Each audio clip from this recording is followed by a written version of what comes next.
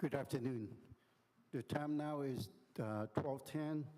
I would like to start the City Council Successor Agency to the Westminster Redevelopment Agency meeting, and today is June 21st.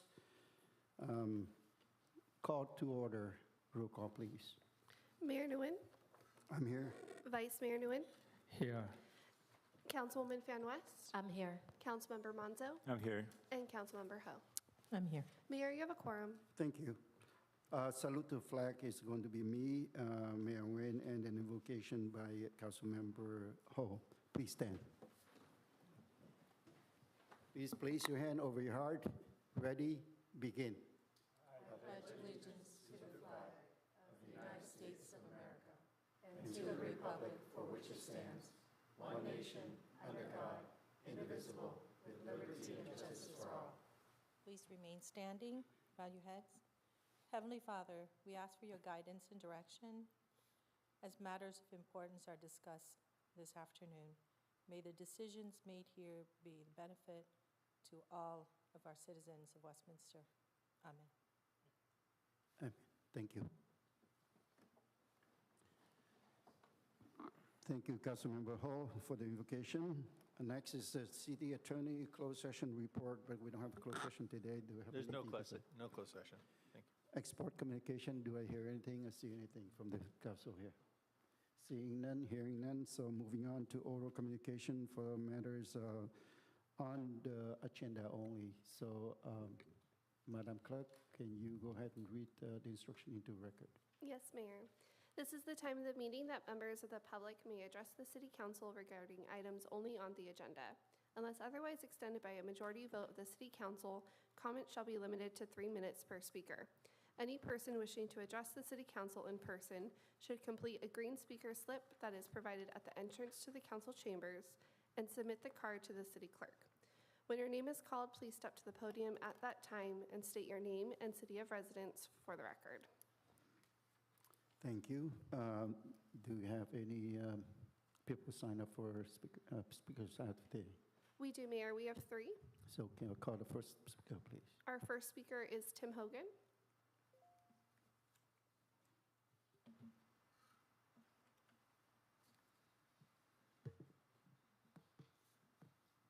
Let me begin by wishing you all good luck.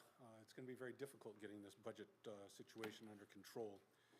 As you look back on 45 years of time here in the city with the situation, it's been a disaster. There have been 45 years of mistakes and poor planning. And you can look at that and say, okay, well, I'm at the end of 45 years, but don't kid yourself. It's the people that are sitting in these seats who are going to pay the price if we go into bankruptcy. Blame's going to fall where it falls.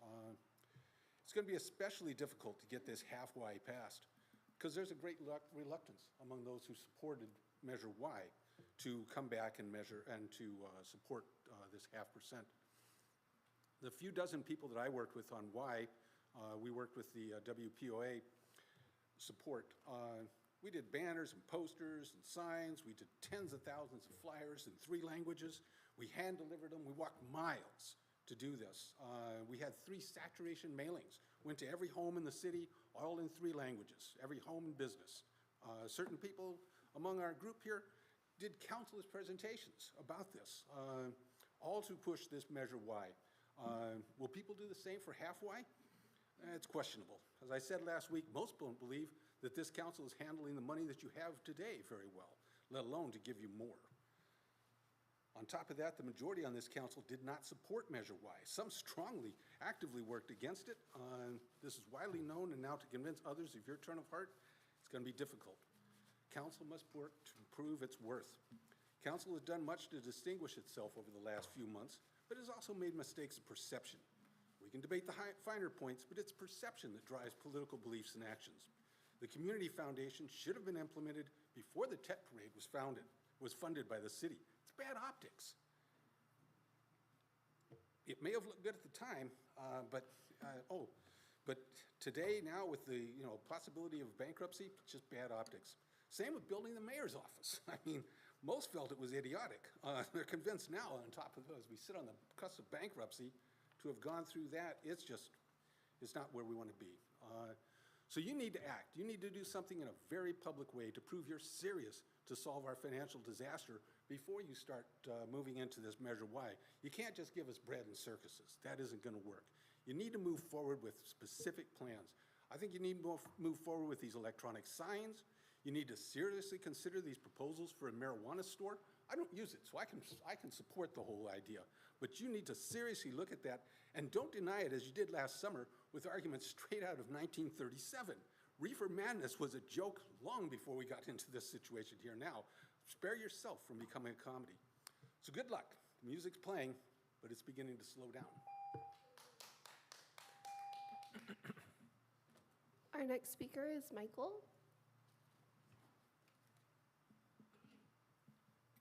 Thank you. You're going to have to excuse my T-shirt and shorts. It's summertime, and I'm not used to being here in the daytime. They don't let me out during the day. We're here talking about the financial status of the city and budget items. Some of the concerns I have, and this goes way back years ago when the redevelopment agency and the money that they were getting from the state was pouring into the city, so what did they do? They wasted it. They figured this will never end, so we're just going to keep wasting money and we're going to buy all this stuff and we're going to do all these things. Here we are now. You're operating at a deficit. You all know you're operating at a deficit.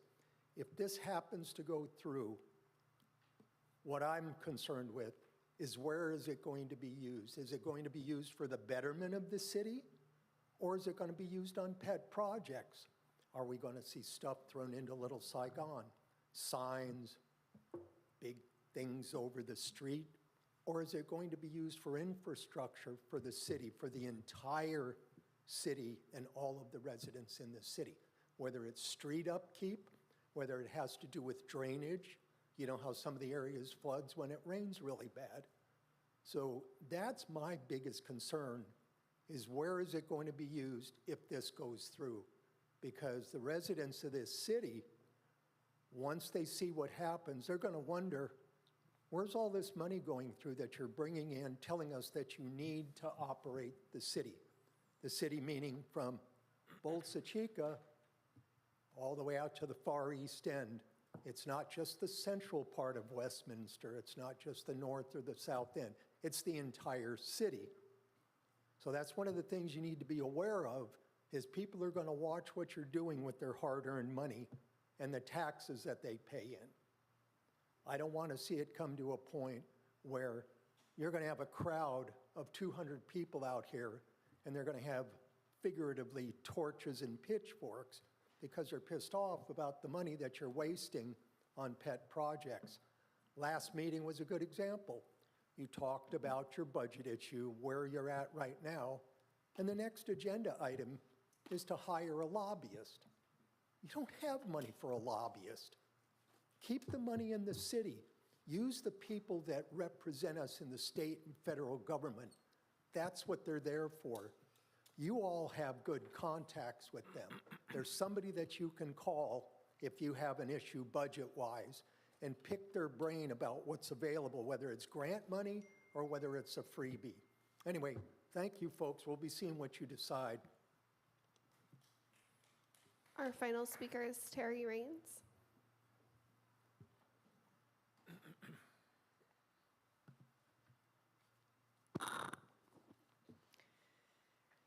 Hello. At the June 7th special city council meeting, the city council did not vote to continue the budget item to another meeting, violating the Brown Act and Robert's Rules of Order. Another session was scheduled for June 13th, but Vice Mayor Nguyen didn't show up to that one either, but he was at the Navigation Center photo op just an hour later. Vice Mayor Nguyen, if you can't fulfill and prioritize your duties, step the hell down, seriously.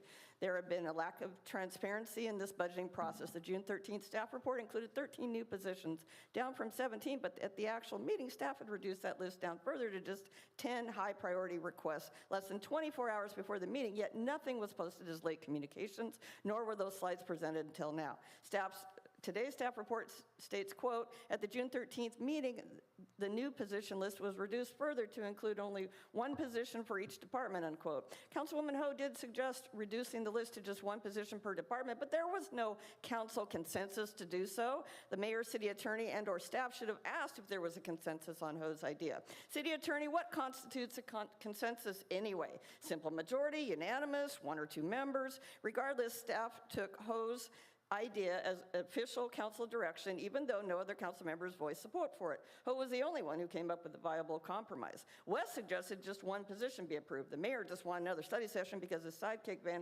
Vice Mayor Nguyen, failed to show up again after staff had rescheduled the prior session because of him. This crap this council puts staff through is deplorable. Staff also magically found $1.1 million additional revenue, $637,000 TUT, and $550,000 fee increases from the not yet presented or approved cost of service study. How did the TUT change so much in just a week?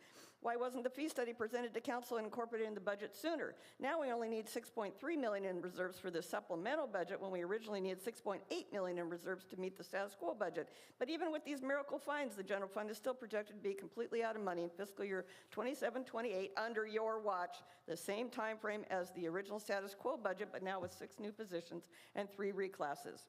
Direction was provided to have a study session with 5, 7, and 10-year projections with a new 0.5% TUT, which staff agreed to do. Yet today's staff report posted just 24 hours ago has nothing like that in it. Staff says they'll present the projections today. Unacceptable. People can't study content presented verbally at a meeting. There's no time to digest it and formulate questions. Nothing in this staff report compels the council or the voters to support this additional tax. As the author of the argument in favor of Measure Y, which extended the 1-cent existing tax, which was original from Measure SS, I can assure you the same fervent support that we had for Measure Y is not there right now for this additional tax, and council and staff are not helping. Do better, Westminster. Thank you. We have no further speakers, Mayor. Thank you very much. I'd like to close the oral communication now. Next is we have 2 items to be discussed today. And the next item is to continue from June 13, 2023, special meeting study session, fiscal year 2023 to 2024 proposed budget. I'd like to have an update from staff, please. Thank you. Good afternoon, Mayor, Vice Mayor, Council. This is a continuation of the last study session for the proposed budget, and staff has tried to incorporate some of the ideas that Council presented at that meeting. So the first study session was held on May 24th. 2 budget versions were presented, a status quo budget, which included current services, but no increased service levels, and a supplemental budget, which included 17 new positions, 4 reclass positions, and totaled $1.8 million. Council requested staff to revise that request and present a reduced position request at the next study session, which was June 13th. At that meeting, the revised supplemental list was reviewed and discussed and reduced to 6 new position requests with the 3 position reclasses. The total cost of the 6 positions and reclasses is $715,000 fully burdened. These were the positions discussed, and it was records coordinator for the city clerk, management analyst shared between the finance department and human resources, a police traffic officer for the police department, senior planner for the community development department, engineering technician for public works, and a community services and recreation coordinator for the senior center. Staff prepared some additional justification for each of these positions as requested by council.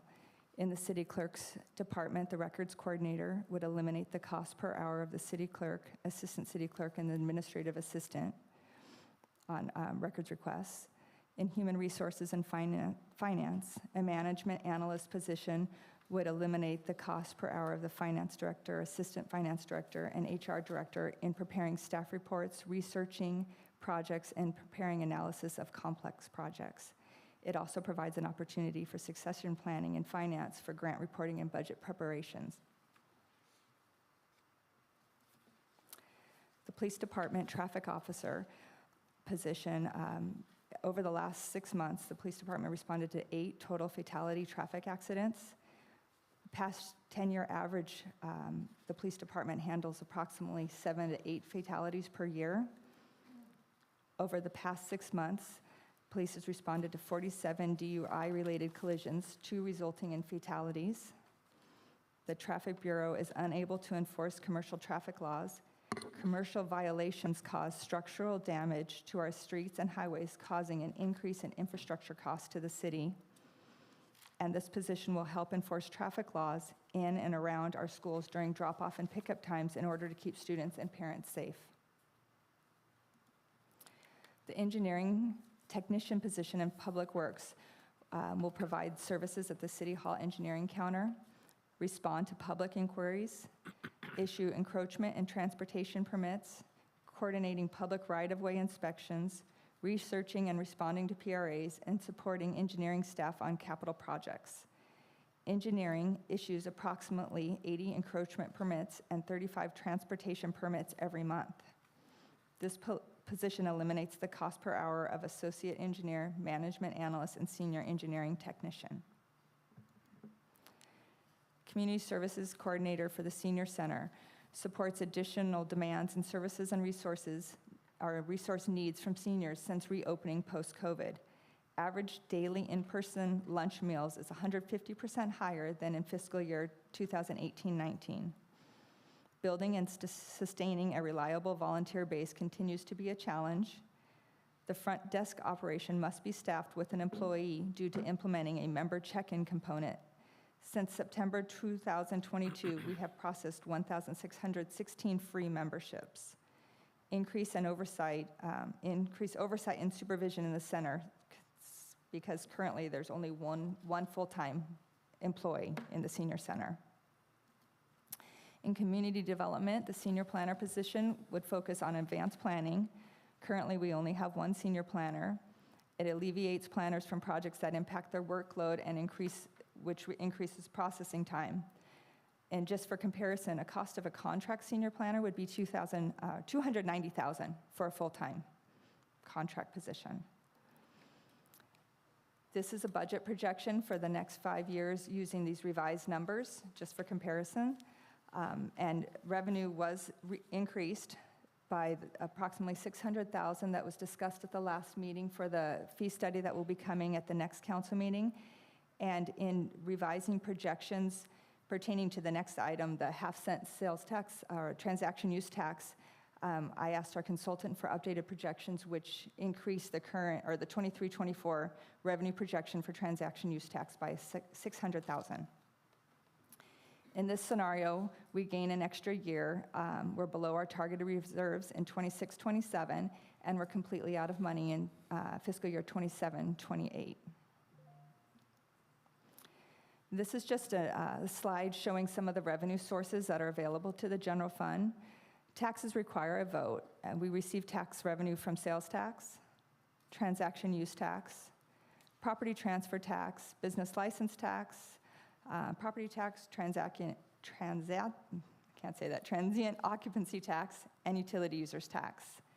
We also receive money from charges for services and licenses and permits. These fees are reviewed with the cost of service study, which we perform every 2 years. Also, money from fines, interest and rental, and grants or intergovernmental revenue is limited by either law, amount of money that we could earn interest on, and grants on availability and staff to research and apply for. These are some potential revenue ideas by department. The city clerk's department could designate a part-time employee as a passport agent, and the cost of that employee is estimated at $80,000, but we could charge a $35 application filing fee and a $10 passport photo fee, possible revenue of $200,000. Human Resources does not generate any revenue. which could be seen as a conflict of interest if we did try to generate revenue in human resources. Finance doesn't generate revenue other than we do collect for utility billing in the water fund. We also collect for return checks processing, which is about $6,000 a year.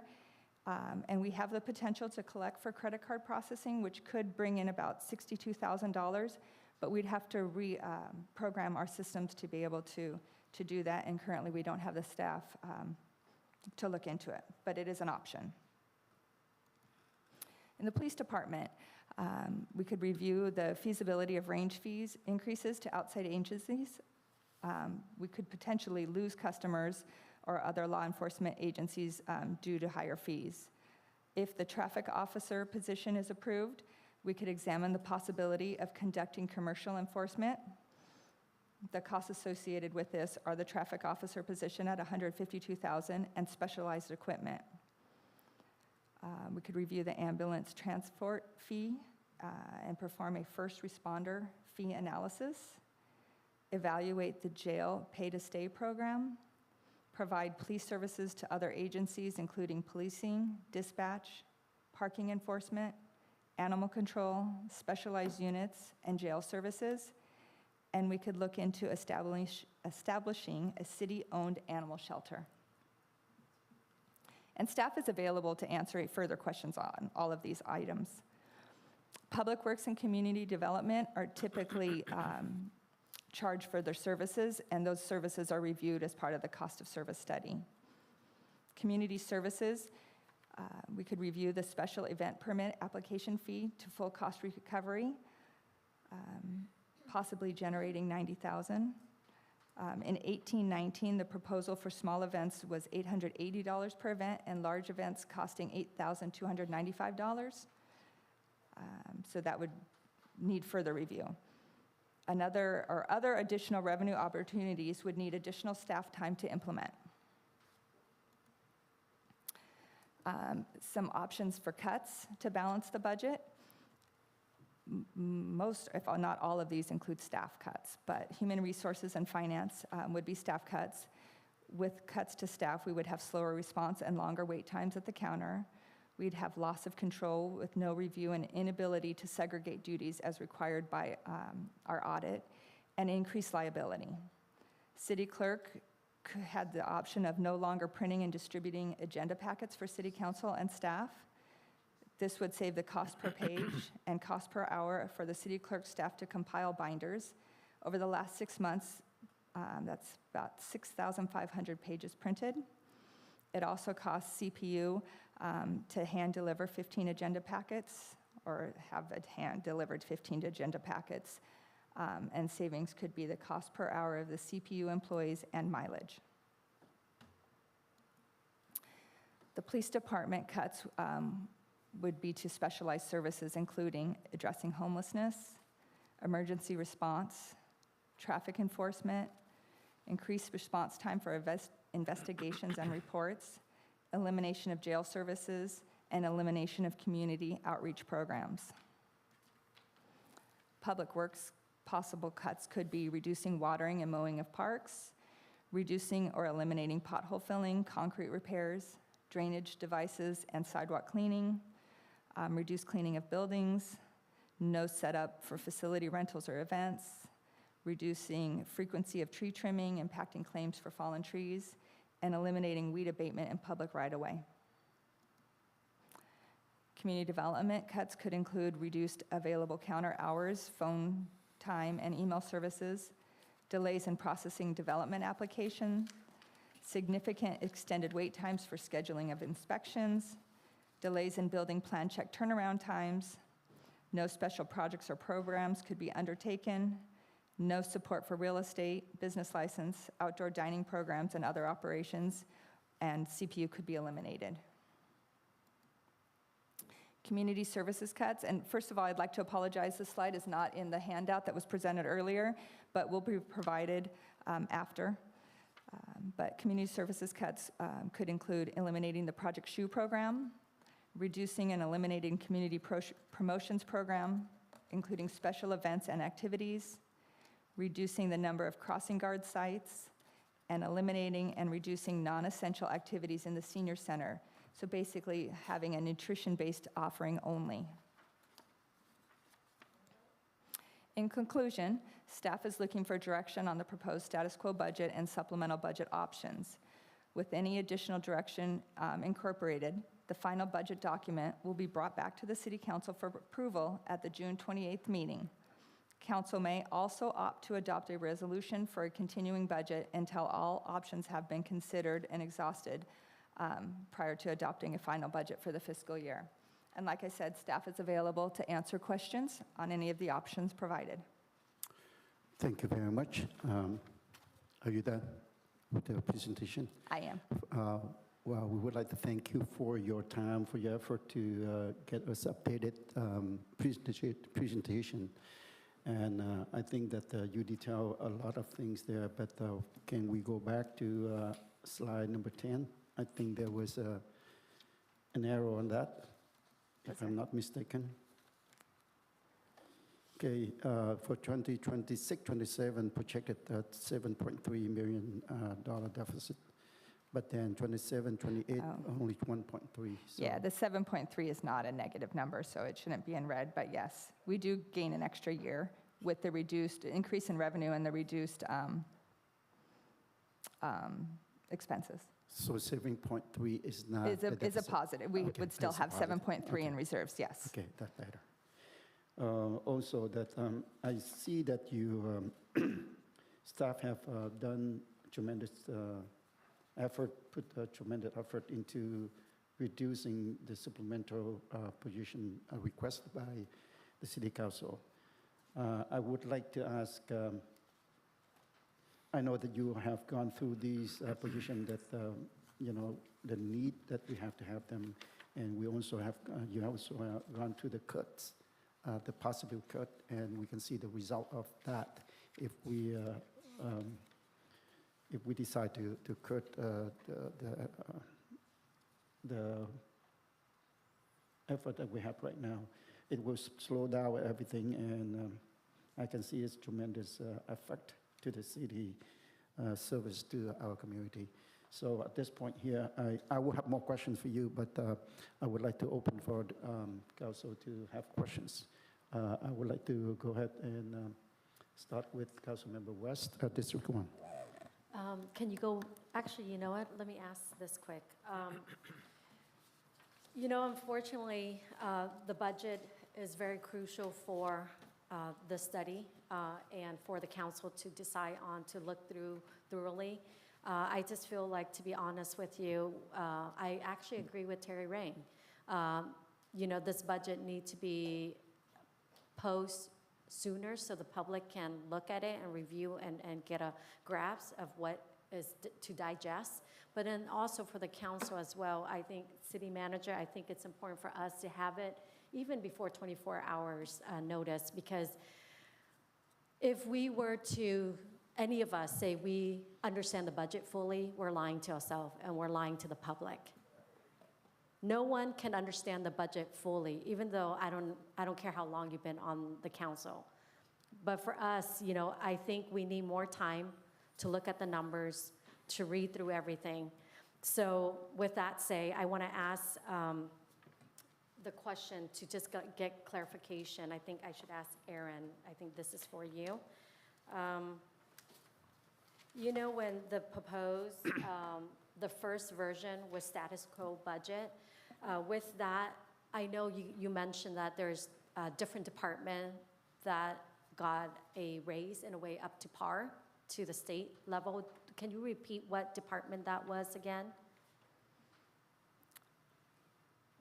Can you repeat that question? I'm sorry, which? So basically with the first version, The because I'm status looking quo. at the staff report. Okay. With the first version status quo budget, we did approve that earlier, right? And that meet the state status quo of every department, every position has to be up to date, right, with the state. So what department again got a raise or got an increase up to the state level again? Can you please repeat that? Well, there are some contracts that were included for increases, but as far as state levels, Is it, I do City know that manager? some of the public works costs, contracts were increased, and that there was a few other that are contractually obligated increases, but I'm not sure of which state levels we met.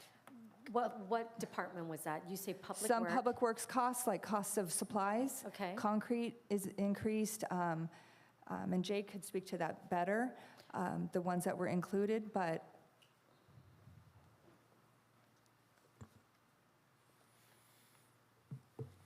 Thank you. Good evening, Mayor, Vice Mayor, and council members. Yes, so we, in some of our contract, for example, like tree trimming, concrete replacements, parks maintenance, there's a billing in their contract to have a CPI increase every year. So that's a cost of doing the business in the city. So if we, that's what is built into the contract already. So we have to comply with that. Okay, so I guess my question to Public Work is, your department, you did, we did evaluate with the first version, right? And we did increase your department raise as well, right, for the first version? With the Is that status quo correct? budget. Yes? right, but it's not staffing raises, it's contract raises, or increases for CPI and different already obligated expenditures. It was not staff So salary none of the increases. staff? No, Oh, there are no okay. staff increases included in the budget, Yeah, this is other a than what was contract. already approved by council previously with the previous MOU. There are no other increases built into this budget for staffing. Okay. So that's good to know. Now, did you also mention that with the status quo budget, do we also have the city manager as well is in that budget? Is that The correct? city manager position department? is definitely budgeted Okay, in the, in that position. all currently approved positions are included. There are no cuts in the status quo budget, but there are no increases either for positions. Okay, so from what I'm understanding, with the status quo budget, we did have the city manager is included in there. The position? Yes. Yes. Okay. All right, thank you. All right, Councilmember Menzo? Thank you, Mayor. Yeah, I mean, no matter, I guess I'm tired of saying this, but no matter which way you look at it, it's not pretty. So I have a question. Currently, of the budgeted positions already, how many of those positions are currently vacant? And I know there's a cost savings there, right, as far as vacant positions? Last time I checked, I think it was around, I want to say 29 positions vacant, but some have been filled probably since then, and I haven't looked recently within the last month. Okay, and then those ones that are vacant, we're struggling to fill them, Several of them, correctly? yes, we're struggling to fill. And we're struggling to fill them. What is the general reason? Just when we fly the positions, just that the interest is not there, competition is not there. I think we get a lot of people looking at them, but not very many people apply. I know I've flown one a couple times and haven't had good response, and it's pay, and I'm getting a lot of applicants that have very little experience.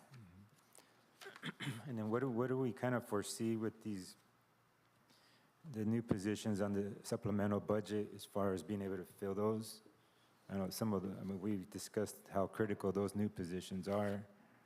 I suspect that we're going to have trouble filling those as well. Possibly, yes. Okay. Done. No, she's going to answer.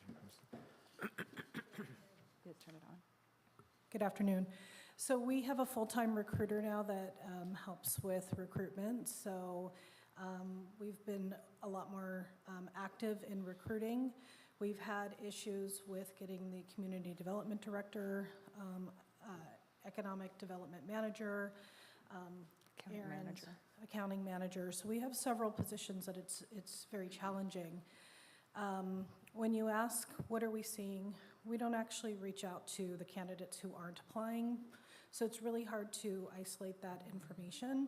But what we are finding is that people are applying, they're underqualified, as Aaron has said, and then they don't show up for the interviews. So we may put out, I think water, we put out 60 people and like 30 people showed up. Okay. So that happens quite frequently. I had one where 2 people didn't show up for the interview. Okay, and what about on our police department, or how are we doing there, Chief?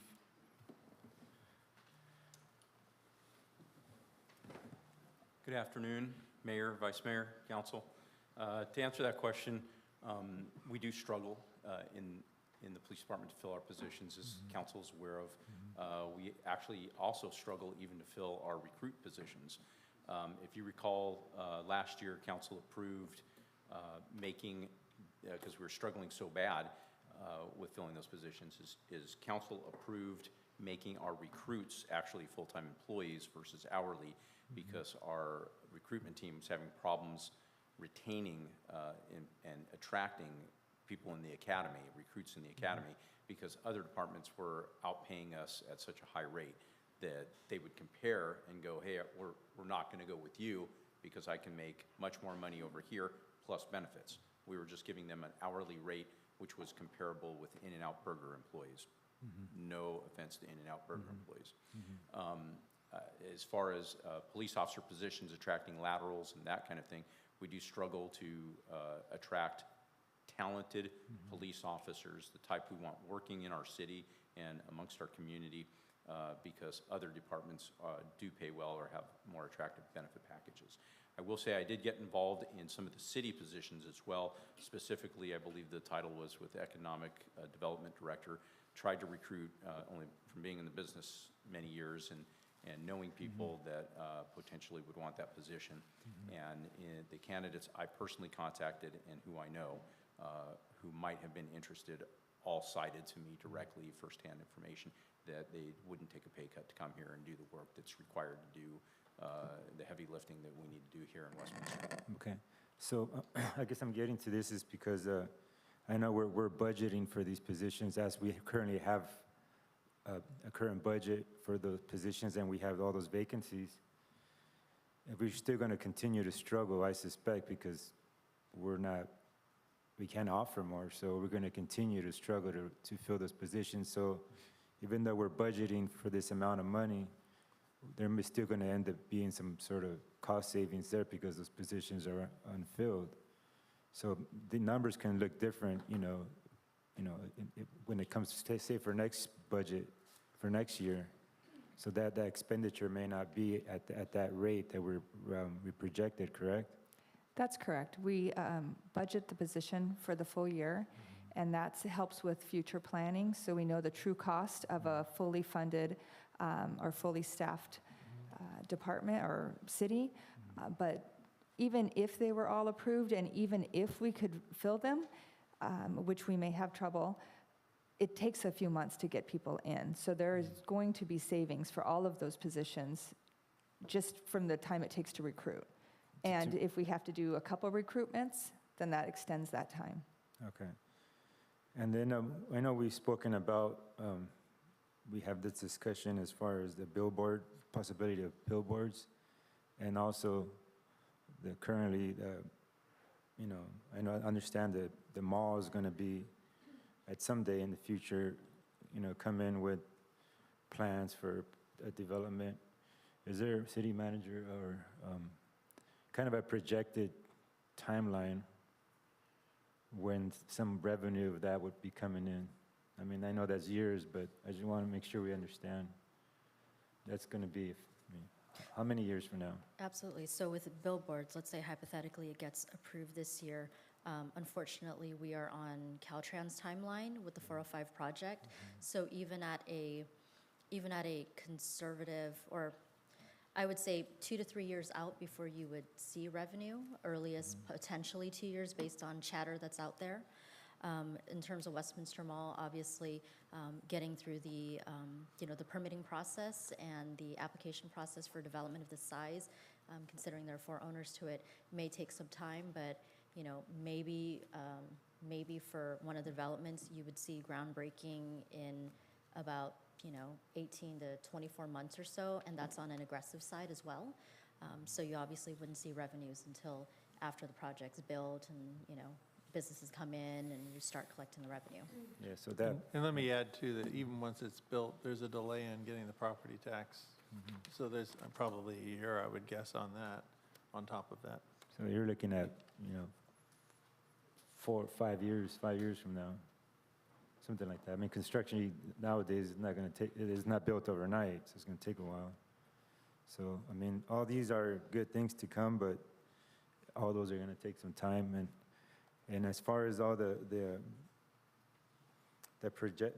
possible revenue ideas, I mean, they're good. That's something that we need to look at going forward. But those are not going to really help us right now with this for this year's budget. It's definitely we should look into that. So we need to continue that discussion and bring it back and look further into it.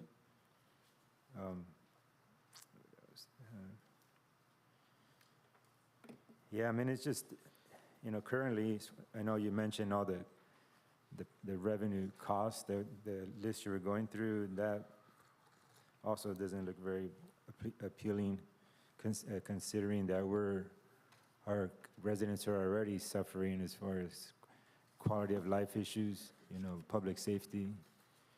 So that's something that I would look forward to doing. I mean, we keep running around, but to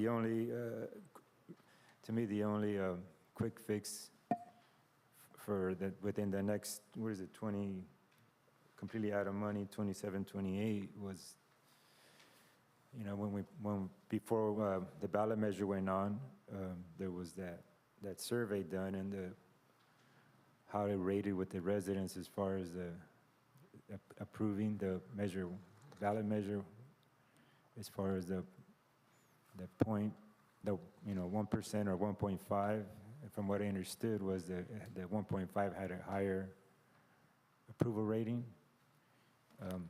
But unfortunately for our situation, that's our only solution for next year or two, because everything else is going to take many, many years. So, all right, that's all I got. Thank you. Thank you very much.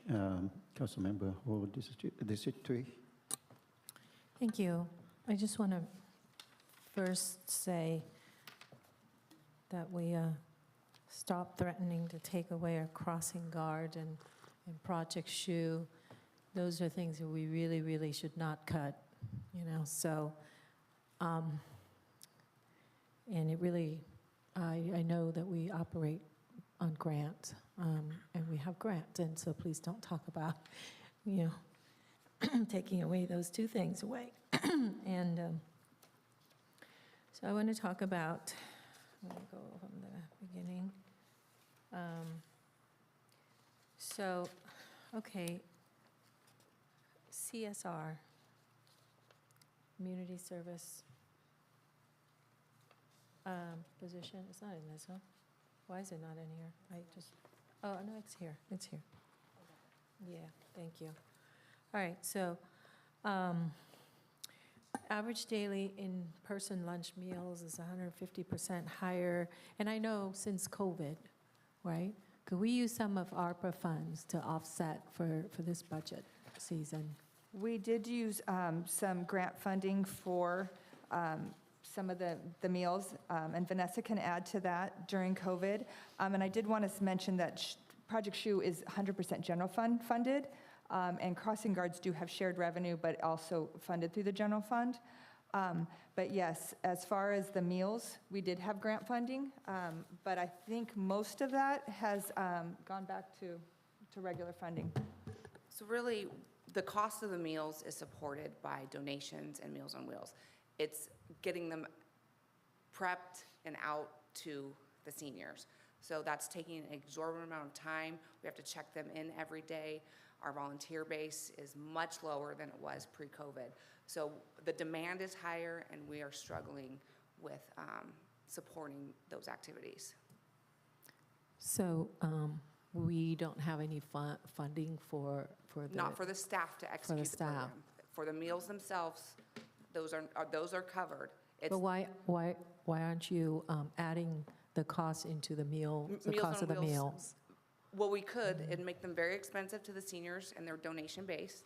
Meals on Wheels is supported, the meal component, so the actual food Okay. is supported by Meals on Wheels. It's the staff The to manpower. execute that. So if we have some ARPA funding, right, we could we? There's still an additional amount of ARPA funding that was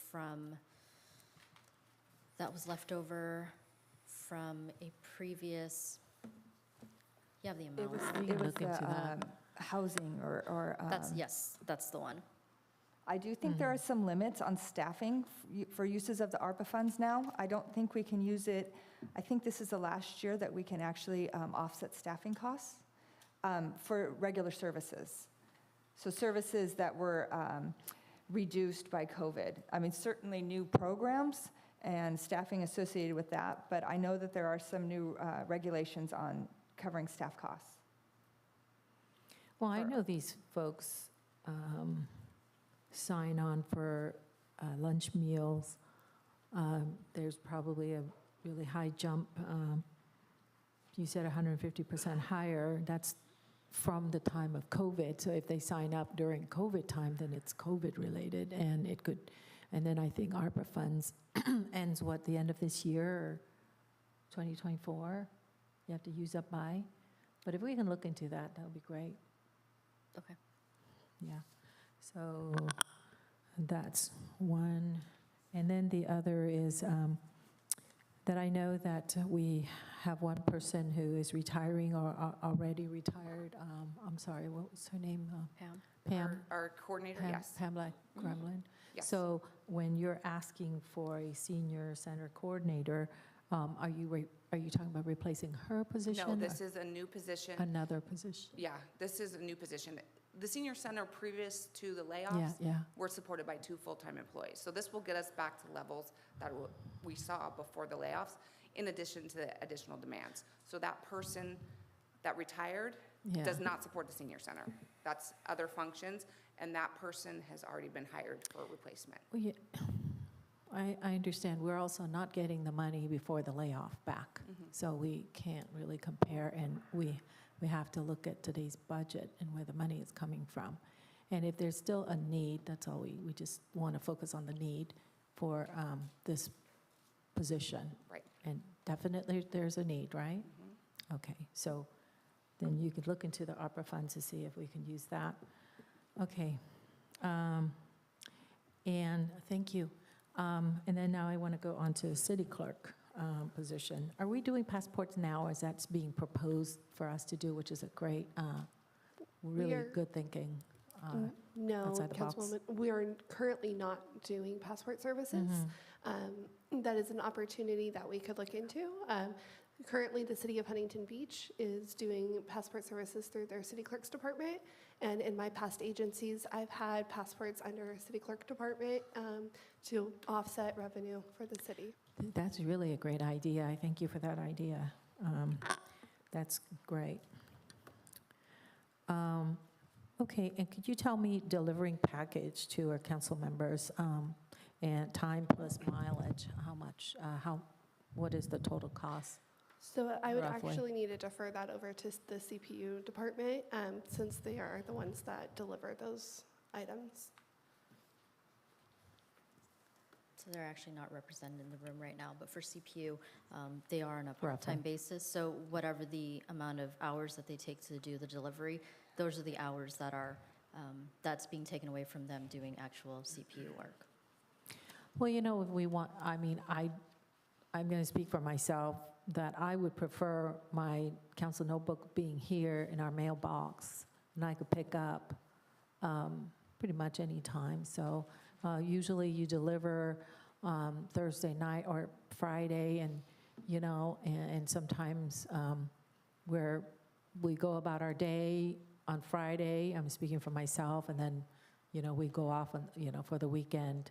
And so sometimes I pick up on Saturday morning, or, you know, sometime during the weekend. So for me, I'm fine if it helps to cut down the cost. You know, it really makes sense for us to just come and pick up our notebooks, you know, in our mail slot. So the only thing is we just don't know whether that's going to be a significant amount of savings, but, you know, if we don't save, at least we save, I mean, if not money, then we save on the time they can put towards something else. So that's what I recommend. And then the thing about hiring these new positions, if we were to hire, remember the PERS cost is what costs us, PERS, retirement costs. And that's going to add on to these new, that's going to be burden, right? It's a new burden on us. Those costs are included top. in the totals. They're fully burdened, so they include the PERS costs and all benefits. Yeah, I'm just saying that once they, but that's going to continue on with, you know what I'm saying? It's like that's going to be our PERS burden once they, you know, because right now, Right. our PERS cost is really high. Right, and that's 300 paying and- some, the cost, but projections going forward, they try not to do that where we're paying the unfunded liability piece that's going to be paid over 20 years. But going forward, the rates are adjusted, so that doesn't become an issue. So basically, in 20 years, our costs could go down because the rates are covering all future costs of retirees. But we do have a large unfunded liability that will take approximately 20 years to repay. Yes. Okay. And then revenues, like I know Councilmember Manzo mentioned, and I know you guys already said it, that billboards, the mall and stuff like that. Today, we're talking about this current year, fiscal year 23-24 budget. So that is not going to come into play until, you know, years from now. So we won't even talk about new revenue. Of course, if we're going to talk about the half-cent tax and all that, I think it would make sense for us not to. So on the one hand, I don't want to incur more costs of doing business. And now we're kind of cutting down to just what you as staff think that it's a bare minimum,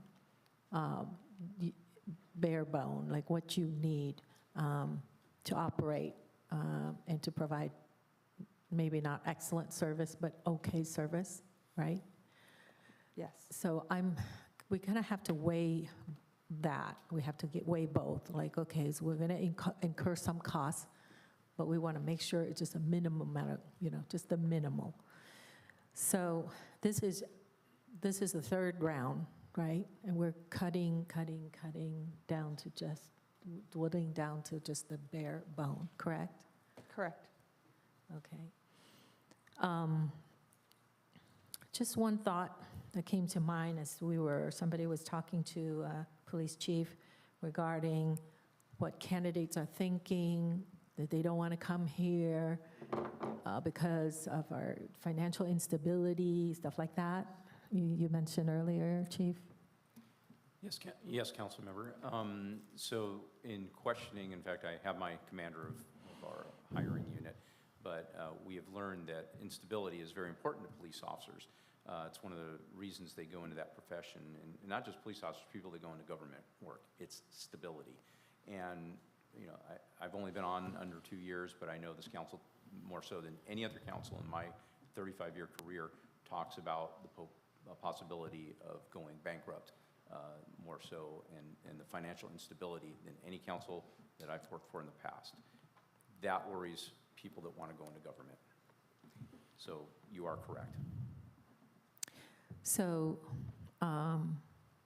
we sort of fixed that with the 1 cent tax, but you're talking about the red in 2027? Yes, ma'am. So now we're back at it. We're talking about potential financial In the near future? coming up in the near future. And that would worry me as a young police officer getting into the profession, that, wow, this city is using the reserves right now to balance the budget, and this is what it's coming to. If I personally had the choice as a young police officer, I would not want to go to a city that was on the verge of not being able to pay its bills, which would include my salary for myself and my family. I get that. So that's another point against voting for, to increase or to add on more positions. That's one point against it. That's a really good point. So we're going to dig ourselves a bigger hole if we spend more money before we could bring in new revenue, before we could bring in and be more stabilized, because we just now are into our first quarter of the Measure Y money. We lost $5 million in the first quarter.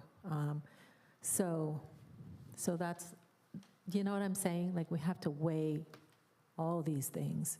So if we keep spending, then PD's going to have a harder time recruiting. And so it's really, we're going to get ourselves in this vicious cycle that we will never be able to come out of. So I think in the future, I think right for now, I think we're going to have to explain to the young candidates that, hey, we've got Measure Y, we've got a lot of revenue coming in and things like that. Things are going to be more stabilized. So that's another thing, a very strong point to consider as we're, approving, these positions that you propose. So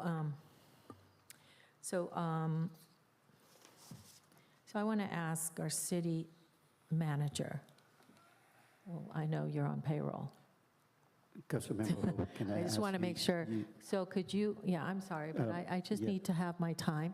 I understand, I but understand. my question is, do you Yeah. have a lot more questions? No, I think I'm coming Oh, down okay, to fine. conclusion. Thank you.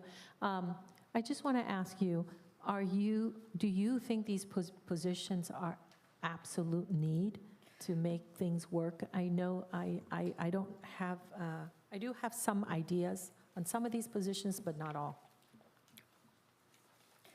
So the bottom line is we're always trying to achieve a balanced budget, which it would be zero-based. So the only way that we are going to achieve that is if this council decides to cut programs. That is ultimately the reality.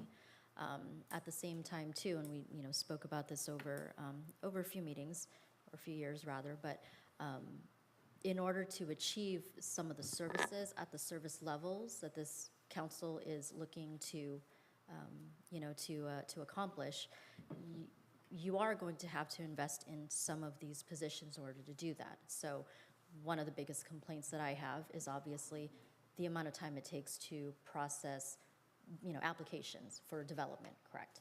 And that is something that we have struggled for years in terms of staffing, because the trajectory, the amount of projects that are coming in, both by residents and other developers, has increased to the point where now we're not meeting what the council is expecting, what the community is expecting. So that's an example of a position in which if we can turn around more projects faster and accurately, we would be able to, again, change the reputation that Councilwoman West had talked about at the last meeting, but change the reputation in terms of people wanting to come to Westminster to do business. Because again, these types of things in the developer world, it's a very small world, and so these things do get do get mentioned out there. So we definitely want to fix that. In terms of some of those other positions, this community is very near and dear when it comes to our senior population. So obviously, if you're not interested in cutting some of the programs that are there, the unfortunate place that we're at is sustaining the programs to a level that meets the expectations of, again, this council and community. And we know that a lot of our seniors do rely on our meals program and just even the senior center to for socializing. And so again, it's really what the priorities come down to when it comes to making those cuts or investing in the staffing so that certain things are sustainable. Because at the end of the day, you're going to look at some of the programs that we have that are ultimately not revenue generating, but they are for the betterment of the quality of life of the community. And that's really, that's really what it comes down to, is how much do you want these quality of life things to be affected and how our residents community are affected by, the struggles that we're in. So we're obviously going to keep moving forward and look for those revenue generating ideas. As we've said before, they are not giant chunks that, that we'll achieve in a short amount of time. But certainly as we continue to, as we continue to reimagine our image, rebrand ourselves, which is what, we've been really focused on the last year and a half or so, is changing the reputation of Westminster.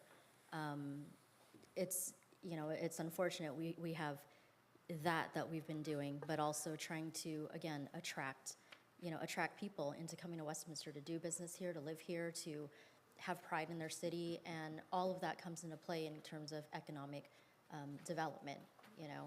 People aren't going to want to do business or live in a place where things are falling apart, or they don't understand what we're trying to do and what our vision is. And so things like the strategic plan have helped people in the public realize what we're trying to do.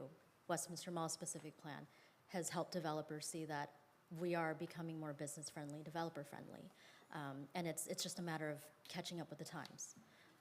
So these positions, like I said, council, you can opt to, to support them, or, if the timing's not right, that's perfectly fine too. But, but our overall vision is we do see certain positions that are needed to invest into the bigger picture.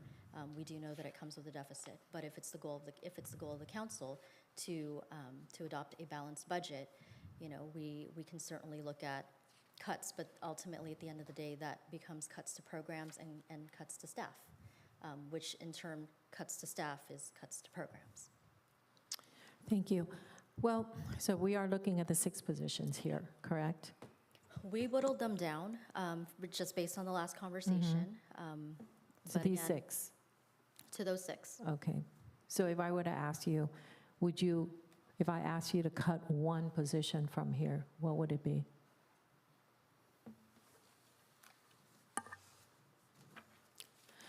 It would, I know city clerk, records coordinator, you need. I know you need. Finance, human resources, management analyst. that's probably the one that would get cut. Okay. So, and then police department, well, I know you need. Police officer, traffic officer, correct? And community development, senior planner, I know we need. Public works, engineering technician, do you need? You need. Community services, we talked about that, we need, right? So I'd say that we're not adding all the positions that we used to have back. We're not talking about the past, but I'm for sustainable service the community at a reasonably good level, reasonable level. And I propose to add 5 positions except for finance, human resources. Well, when we find money, we'll add that. And thank you. Back to you. Thank you very much. I just want to remind council members that maybe I forgot to mention earlier, but we can, the reason for us to be here, adopt the fiscal year budget, I think that it's very important for us to ask all questions and be clarified before we adopt the budget, because it's going to be very important for us for the whole fiscal year. The only thing I ask is that, I can be here until 6 o'clock. I don't know about staff or public, but, I think that we need to go around, so that the person after you can also have questions. Then we can go to the next round and next round. That way, they don't have to wait that long. Vice Mayor Nguyen, it's your turn. Thank you, Mr. Mayor. For now, I just save my question for later. All right, thank you. Now, I'm with the number. So can you go back to slide number 4?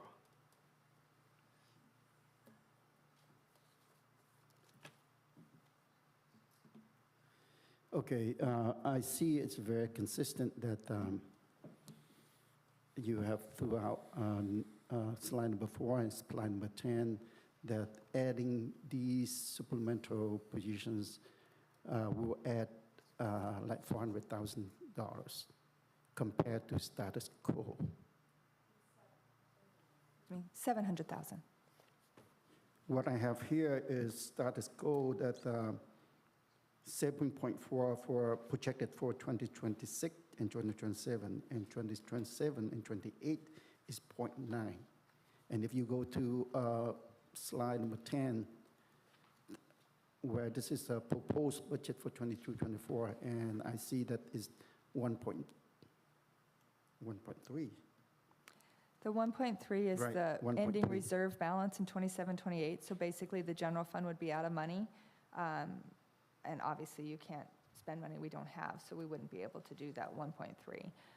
But that's what this slide is showing. The costs for these positions are included over here in the 23-24 supplemental column in the 6.3 deficit. So they'd be in this 82.3 expenditure budget, $82.3 million expenditure budget. So those positions are included in that number.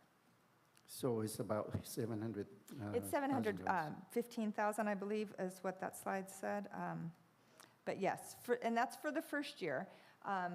But positions, as all expenses, do increase annually for costs. For if it's an A-step position, to get to B-step, it costs a little more.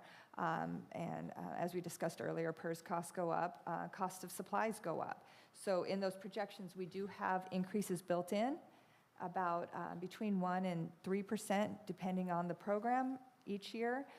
We also build in revenue increases as well. So explain to me, if you go to slide number 10.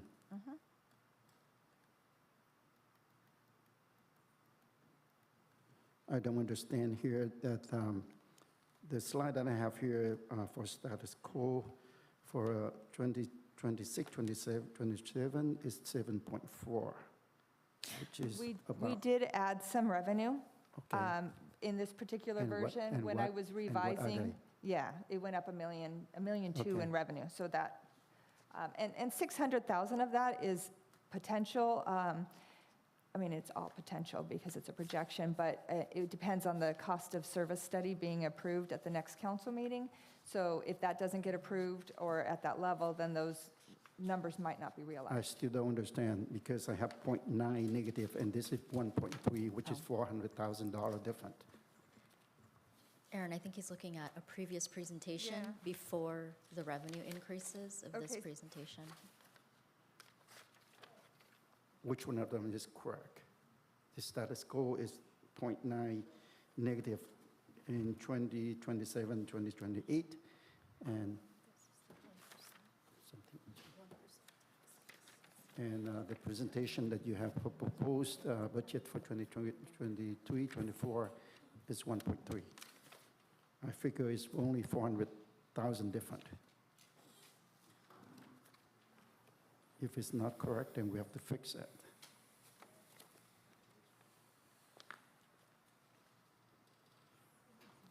Something wrong.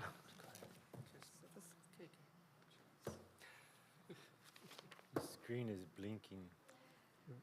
So I will say, when you cut costs in the first year and you project those out 5 years, they compound. So if it's going to cost, so the ending balance will grow by more than what was said. So if we cut $1 million in year 1, that's also $1 million in year 2, 3, 4. So it grows, which would be the reason why it's it's not as big at the end, the deficit, because those costs are being reduced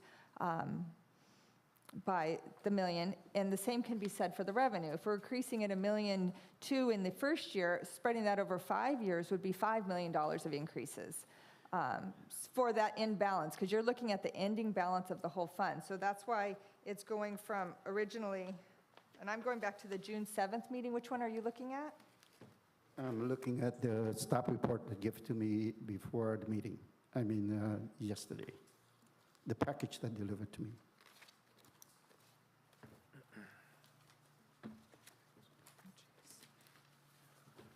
You want to see it as, or?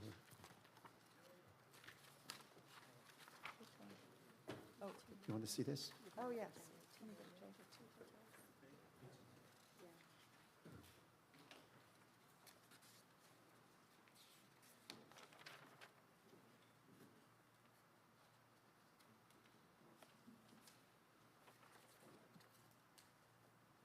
This was from,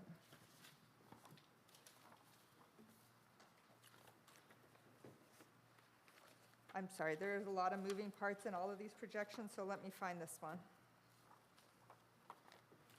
We can come back to that later, but my next question for you is that in the 2023-2024 proposed budget, in your presentation, you gone through the cuts in different departments.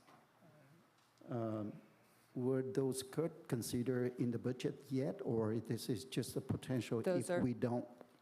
Those are options for council to consider. If those were cuts that you would like staff to look into, we could certainly look into those, but they would take some time to generate the cost savings and the potential options.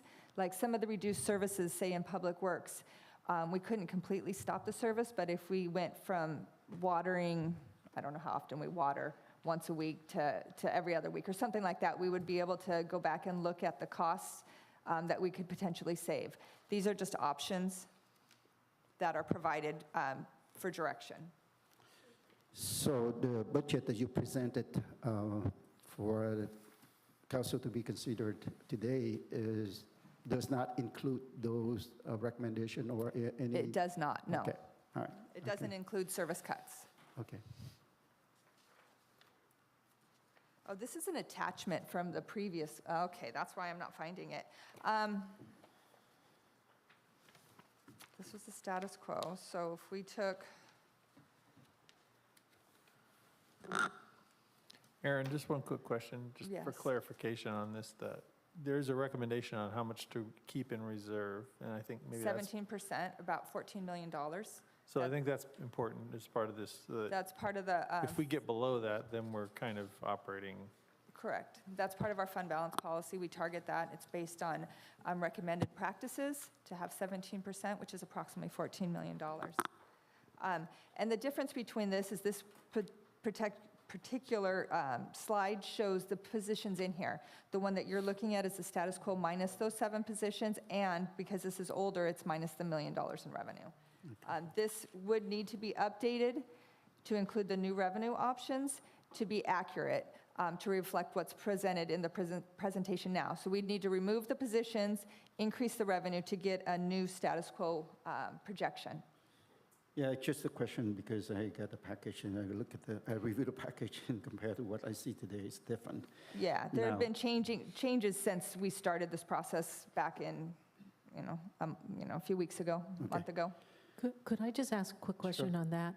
With regards to revenue, can you give me the breakdown of the revenue that you've got there projected for 24, 25, or 23, 24? Is that just the taxes, right? Of the $75.9 million? Mm-hmm. The increases or the, No, just the revenue there? projection. That would be just all your taxes, right? it's not just The taxes, it TUT. includes taxes, it includes charges for service, it includes fines, interest, rental,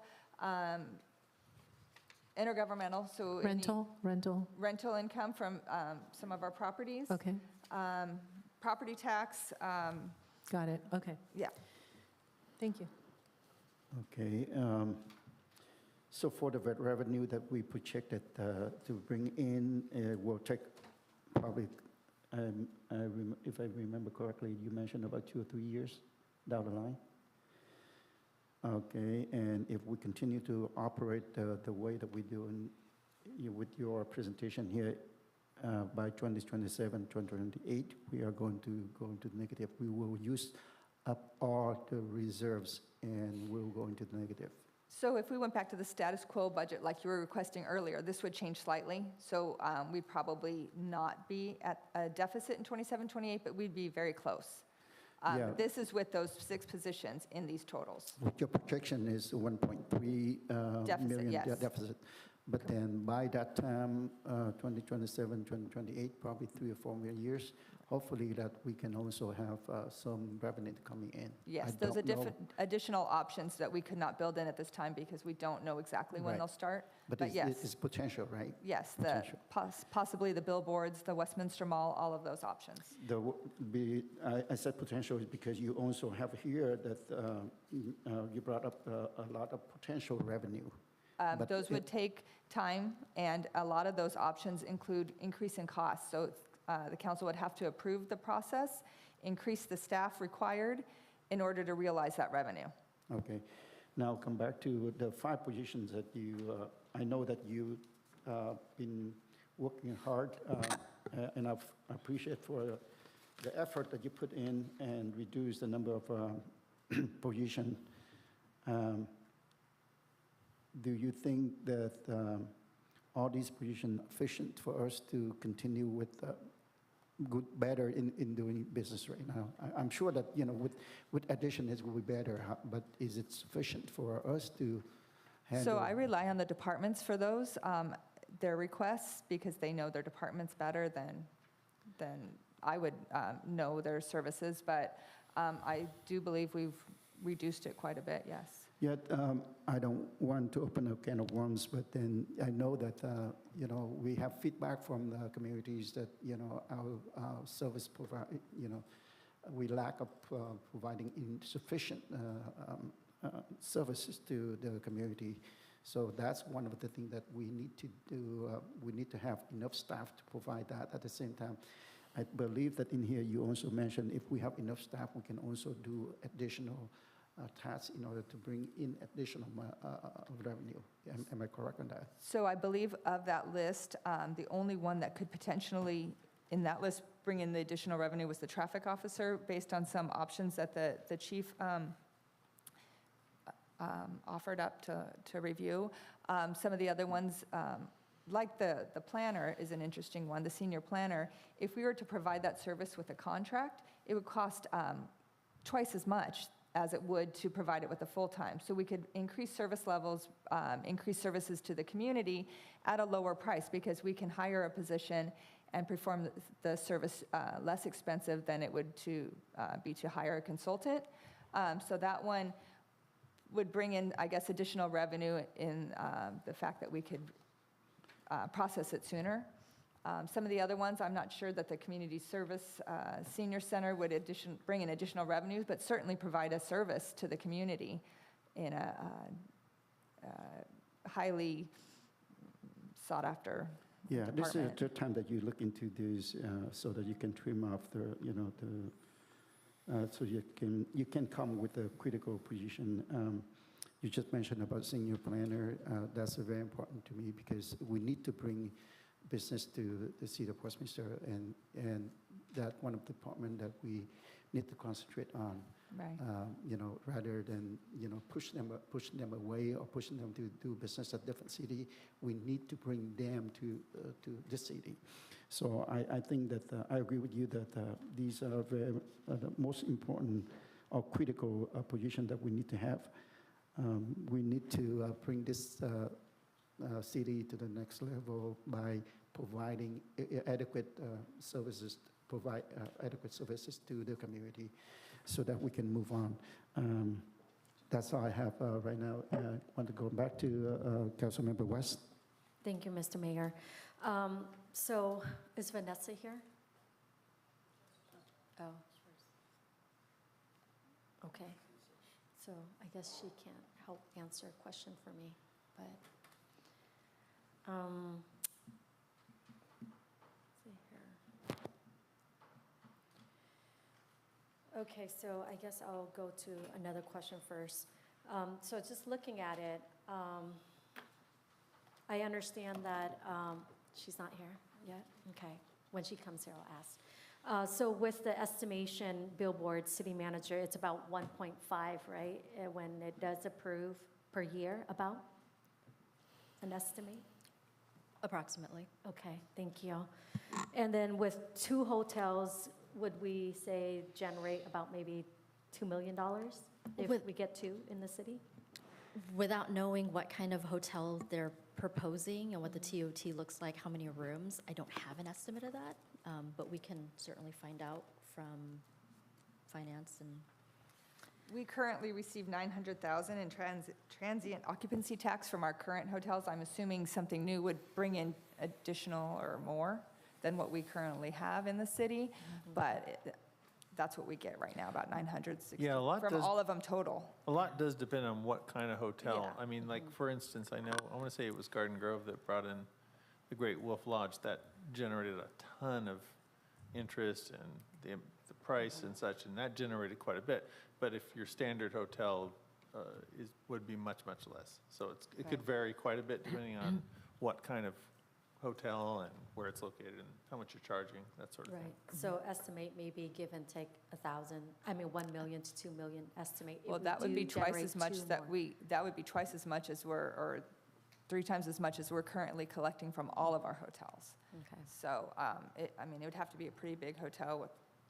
it's a percentage of the revenue, so Okay. that's probably a, just for conservative, let's just say Yeah. $500,000. Let's just say yeah, $500,000. yeah, I think so. Okay, and then with, we did mention about a 0.5% tax that will generate about 8 million, is that correct?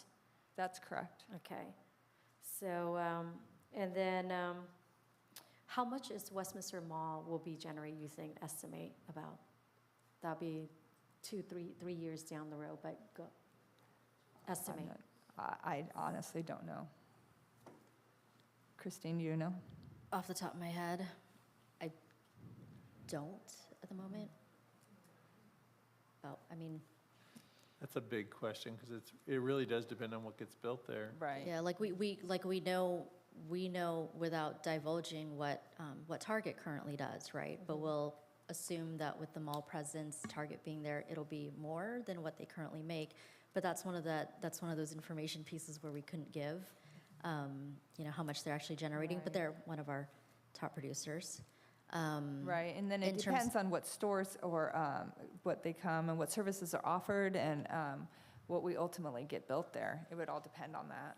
Right, so far with the owners, there's 2 application right now, or no? So there's one that is in the pre-application phase, which is Shop Off, the Bolsa Pacific project. And then the other one that's in application is for a housing development, which is True Life, where the Babies R Us is. Okay. Yeah. Perfect, that's good to know on And that and I update. think it's too, when you're adding such a huge development, there's going to be additional costs to the city related to police, fire, it's hard to say what that will be, but those are the kinds of things that you have development impact fees for, to make sure the developers are paying to offset those kinds of costs, at least the initial cost maybe of a new station or something. But that's something that should be considered as we go into these developments to make sure those are in place. Yeah, Right. We do have an economist that we have been working with and a few other consultants for the project altogether. So as some of those costs that, City Attorney had mentioned come up, we're looking at ways to mitigate those costs as well. So when the timing is right, we'll come back and present what those options look like in terms of, the burden of the cost. Right. Also with, I agree with the mayor, we need to generate more business in our city. I know a gentleman 2 weeks ago, I guess he came up and present a cannabis proposal, and I'm thinking with that, would it be like, would you estimate it'd be about 1 to 2 million estimate about there? It depends on the operation, but like last year, we had someone from the Shrine Group that came and presented, a different company, and they were estimating, I believe it was 3 million at the time annually. Okay. It's certainly something that the council did discuss, and with timing and needing to look for more information, that discussion we can always bring it back to the council if this council has interest in bringing that back. Right, so I'm just estimating all of this, just an estimation. It doesn't mean that we will utilize it, but it estimate about 12.5 million almost. And I think that's good, but it takes within 2 to 3 years for it to happen. I think that's very good because by 2007, 2008, that's when we're in a deficit. So I think that would give us time if we do utilize those things that was proposed and requested by you guys. But also, I want to address, is Vanessa here for me to? Thank you, Vanessa. I apologize for stepping out. Oh, no problem. So I guess I was wondering, have you reached out to the local churches around regarding volunteer? I know that you mentioned it was hard to get volunteer to help with the senior center. Yeah, we are actively recruiting volunteers for the senior center and all of our activities. Volunteering in the senior center, it's during the workday, during business hours. It takes a very open schedule to be able to support that. Many of our volunteers are seniors themselves. They participate in our programs, and it's just been a challenge, as it has in many, many senior centers across the county. Right. Have you tried to reach out to the local churches? Yes. Okay. Yes. That's good, because And I did estimate. some of them support here and there a specific event, but it's really those ones that are there every day, helping with the meals, helping in the kitchen, helping support our special activities that are a challenge to fill right now. Okay. Yeah, because I estimate we have about 16, 17 local churches here. I know a couple of them, a handful of them that I can recommend as well. And if you need me to come, we have We have Calvary Chapel Pacific Coast in Westminster. We have Bethany Bible Fellowship. We have West Grove, Calvary West Grove, which is a lot of resident from Westminster goes there. We also have Hope Community Churches and much more, but that's just a couple lists of names. But if you need me to come with you to meet with the pastor or give you the contact of the pastor and you can make that call, if you need me to be there, I'd be more than happy to be there with you. We'd be happy to take you up on that. Yeah, and the thing is that I know those people at church, they have plenty of free time that they would love to give back to the community. And they have talked to me before when I was knocking on doors. They want to volunteer with the youth ministry. They want to volunteer with, with youth mentorship kind of thing. They want to volunteer for, to give back to the city. So I think if we can even propose to those churches, if they can give us one person who can be consistent or two-person rotating consistently to help the senior citizen or senior center, I think that would be fabulous. So I would love to go with you on that if you need me to. Sure. And then let me see what else. So I guess that's pretty much it. Thank you. Thank you. Councilmember Menzo.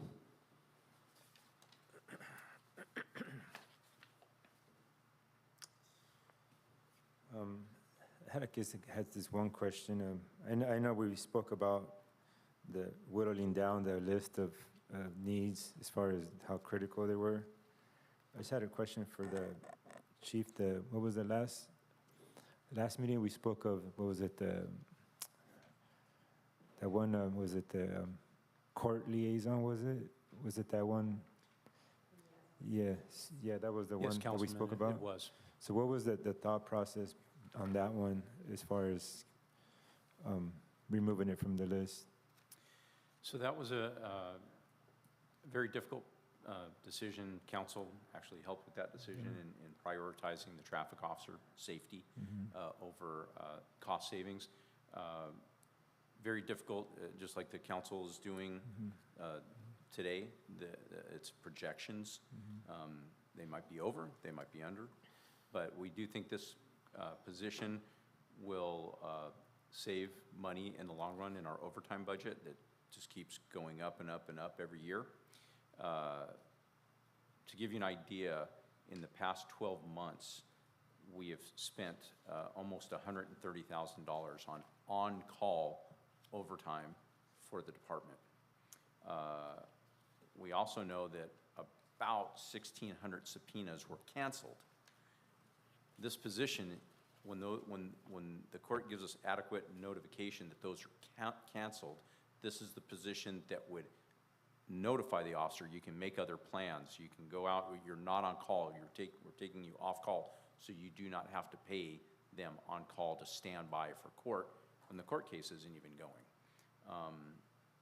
There was also about 550 rescheduled subpoenas where it's not canceled, it's just moved to a different day. But they're getting paid because no one's taking them off call for that day, then it's moved to another day and they're paid again for on-call.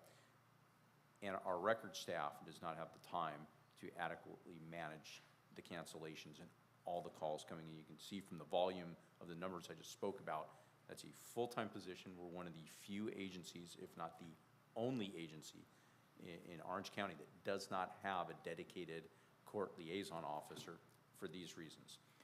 Yes, that is my pitch to try to get the position thrown back in there. Well, my but next it question facts. is, since you looked into this position, all those things you just mentioned, did you estimate as far as, I know it's going to cost, I forgot what the numbers, I don't have it in front of me, for that position? That number compared to the potential, the savings, what is the difference? Yes, Councilman, and we were actually trying for that, but we couldn't do it because we do not track, we don't have the capability with the systems we have right now. It would be laborsome to track when we're able to get word to that officer and when we're not. So we do not have, well, how many would these save? What does that equate into the dollar amount? We just Don't have. can. Now, moving forward, we might be able to do that, but they'll be doing that. We're taking yet another busy person from records to track that, take time to track that, and we need numerous people because we don't have one person that works every day of the week. We'd have to have all of our record staff involved in that, and that will take away from front counter service, phone calls, et cetera, that they're trying to help the public with. So we just know that, you just know from experience and what you see in a real time, that it is, in the long run, it is a cost savings, even though we're going to be putting out whatever this position would pay, correct? What I can tell you in certainty is this will definitely mitigate on-call overtime costs to our overtime budget, without a doubt. How much that will be, I'm not sure. I could say, I guess I can safely say that it potentially can save us close to $130,000 a year, and that would be kind of a liberal estimate, but we know we're spending that now on subpoena on-call. That's the savings and then also paying that position, correct?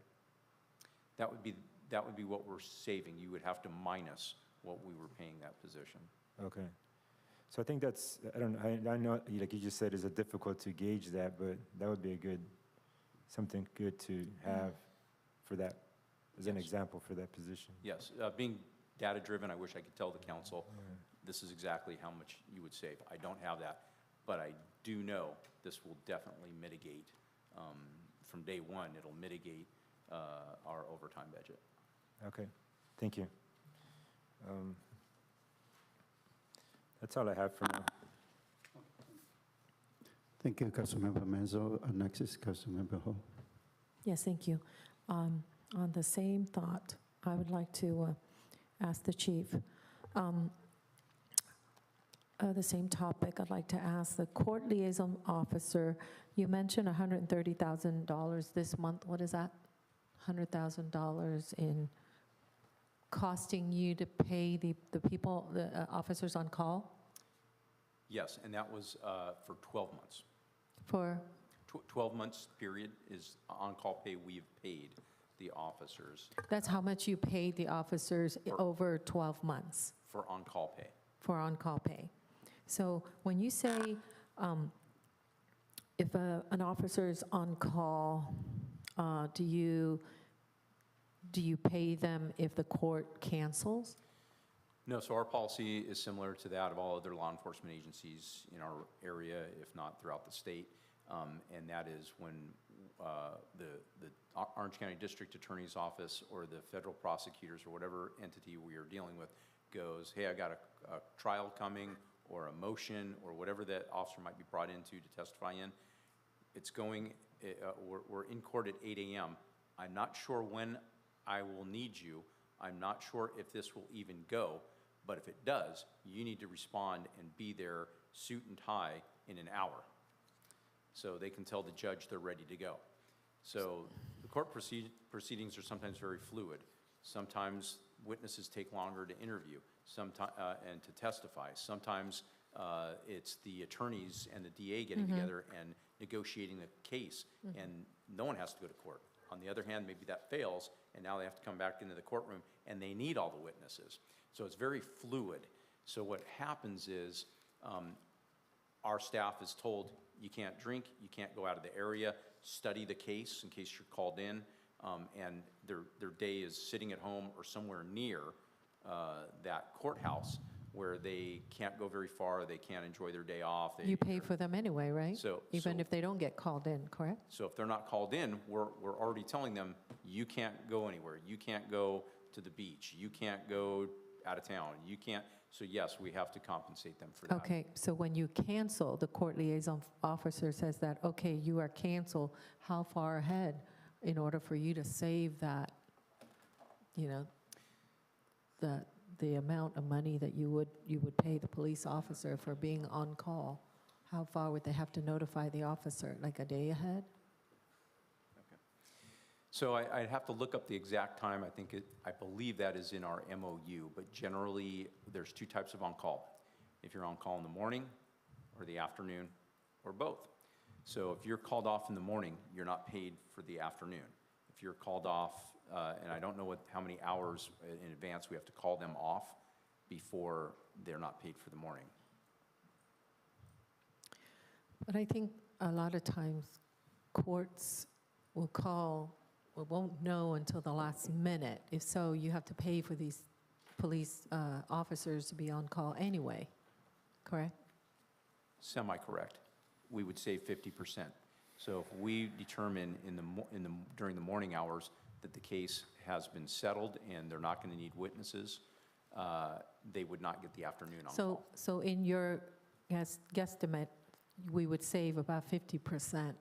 And what would that equal to, roughly? What would you say? A little over $60,000. That much, you think? Yes. Okay. So, okay, so first of all, I just want to finish that thought.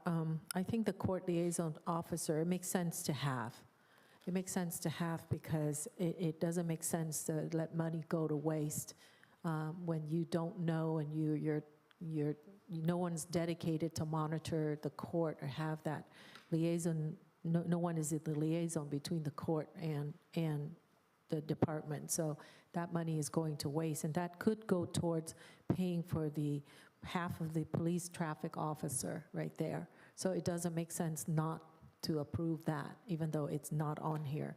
So I don't know why, Chief, you would not put that on here, but I understand that that's not the $60,000 saving. How much is a court liaison officer? That could pay for itself, or maybe half of that. About 86,000. How much? 86,000? Yeah. So if the court liaison officer costs us 86 and we save 60, then really, in essence, we're only out of pocket about 26,000. So it really makes sense for us to throw that one in. You know, well, we do look at every which way possible to see if we can save, but it doesn't make sense not to have one. So I would definitely recommend that we approve the court liaison officer, and not to say that we don't need the management analyst, but we'll have to put that one on hold, you know. So our dilemma is that if we approve the 5 or 6 positions, we increase our debt or liability, correct? And then if we don't approve, then our level of service will be compromised. And currently, I do feel, because I know certain things I know in regards to how behind our planning department is. And so I feel that we are already being compromised in our service. And also, if we're talking about growth with the mall, and that's going to generate a lot of work for planning or that department, then that's going to stunt our own growth. So that's why I think we have to add on these 5 or 6 positions. And the other thing I want to say is that This is my suggestion to Aaron, our finance director. I was just thinking, and also our PD chief, police chief, I was just thinking, you know how you mentioned that when you try to recruit and these people are looking at, oh my gosh, 5 years from now, this city is going to bankrupt? Is that what they're doing? They're looking, right? They're looking. Similar, and Obviously. I would like to add to that, Yeah. council member, that I conduct exit interviews, and when I first got on, I actually spoke to several people that have already left the police agency, and just to get my arms around our retention issues, is I asked why. And in the top 3 reasons was stability. So it's not just recruiting. What do they look at? So they look at financial stability of the city. What do they look at? Would it be this budget study? Would they be looking at some, what is it? What table do they look at? So this is my point. My point being that we really shoot ourselves in the foot because we are here discussing, and after how many days and how many hours we talk about, we hash it out, and we say, okay, these are our, this is the money we can spend, and this is money we're going to spend, and here's our plan. And as I said, we'll invest some money into these positions, and then this is what we're going to get 5, 6 years, 4 or 5 years from now. I think for anybody to look beyond 5 years is not reasonable, okay? So I do believe for recruiting purposes, I think it would make sense for us to create a table, just like your budget, your general funds budget, right? And project a revenue, and to include revenue, as I asked you, like, what does that revenue column include? And I know all the things that you threw out, and I understand that, but that's also for me to verify that you don't include some of the things we know we're going to have. Do you know what I'm saying? I'm not going to say project the mall revenue, because that's going to be hard, because there's so much, like a lot of revenue yet, but there's also a lot of costs, and so let's just say we're not going to include that part, the mall, the revenue from the mall, because that's quite involved. But things that are not so involved, that like we know we're going to bring in the billboards, right?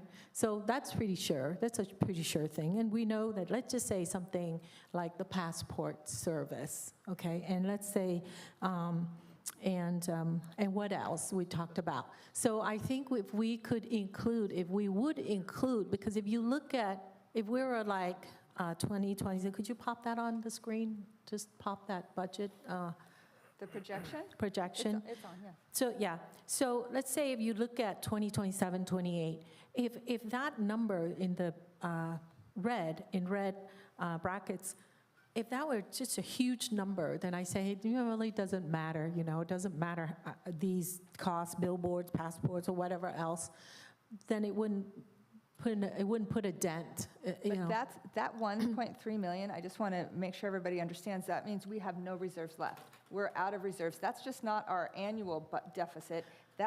Our money is gone. Well, yeah, So, but that's why I'm saying more of a reason why, because it's only $1 million.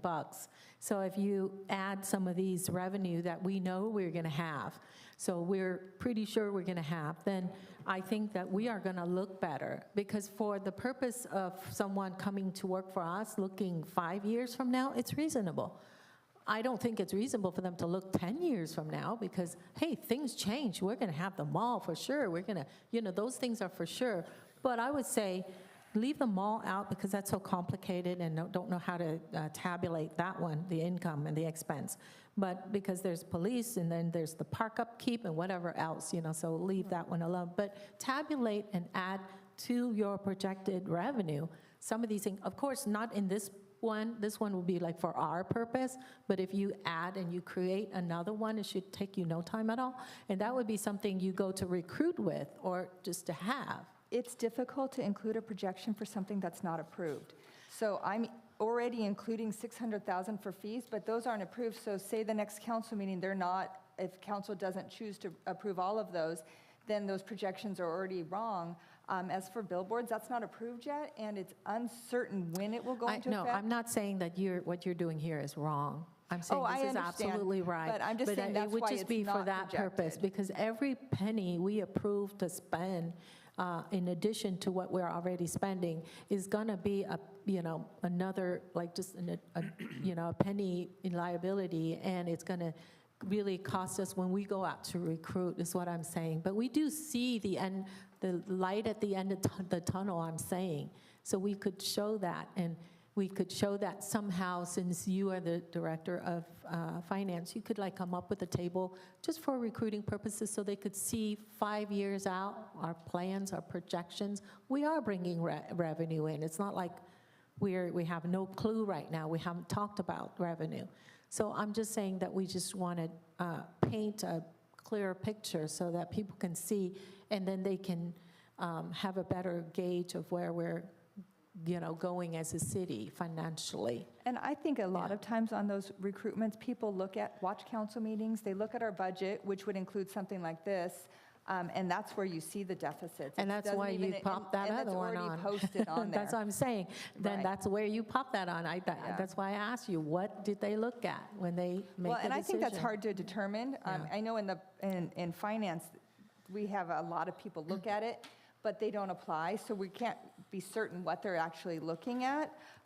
But it's difficult to include a projection for some money that we don't have yet. I know, for your purpose, I know, I understand. But I'm just saying for recruitment purposes and for other projection purposes, I understand that we cannot project, just like you can't count chicken until they hatch.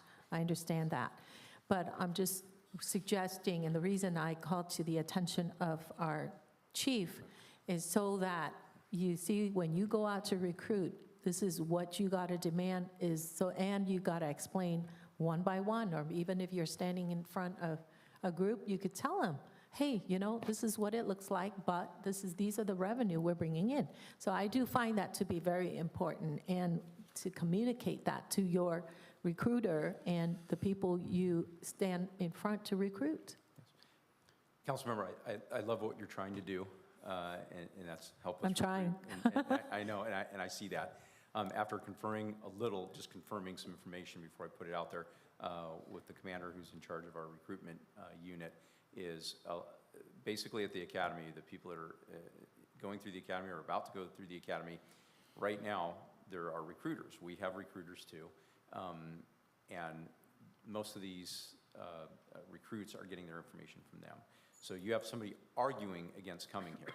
In fact, just the other day, there was somebody being promoted to lieutenant who applied here 14 years ago that went with the other agency for reasons of this, and we were having that conversation at another agency. But what they are looking at is, one, and I've already said it, is pay. And the agencies that seem to pay more, their cities seem to be more economically sound. They're not looking at red projections. They're not diving into the details. They have a recruiter going, hey, you don't want to go there because they're going to be bankrupt in a couple of years. Go look at the paper and let me show you what we have. This is how much we have in reserves. And so it's very hard for us to. But you said we have a recruiter? We have police. Well, I need to talk to that recruiter because he's not recruiting right. He's not aggressive. He's not assertive to allow someone to say that. So we're no, not there. but I We're not there understand. when they're saying that.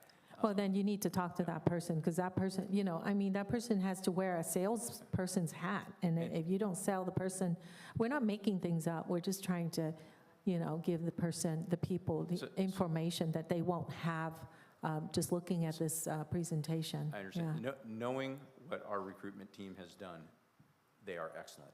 But at the end of the day, it's very difficult to sell mud to a pig.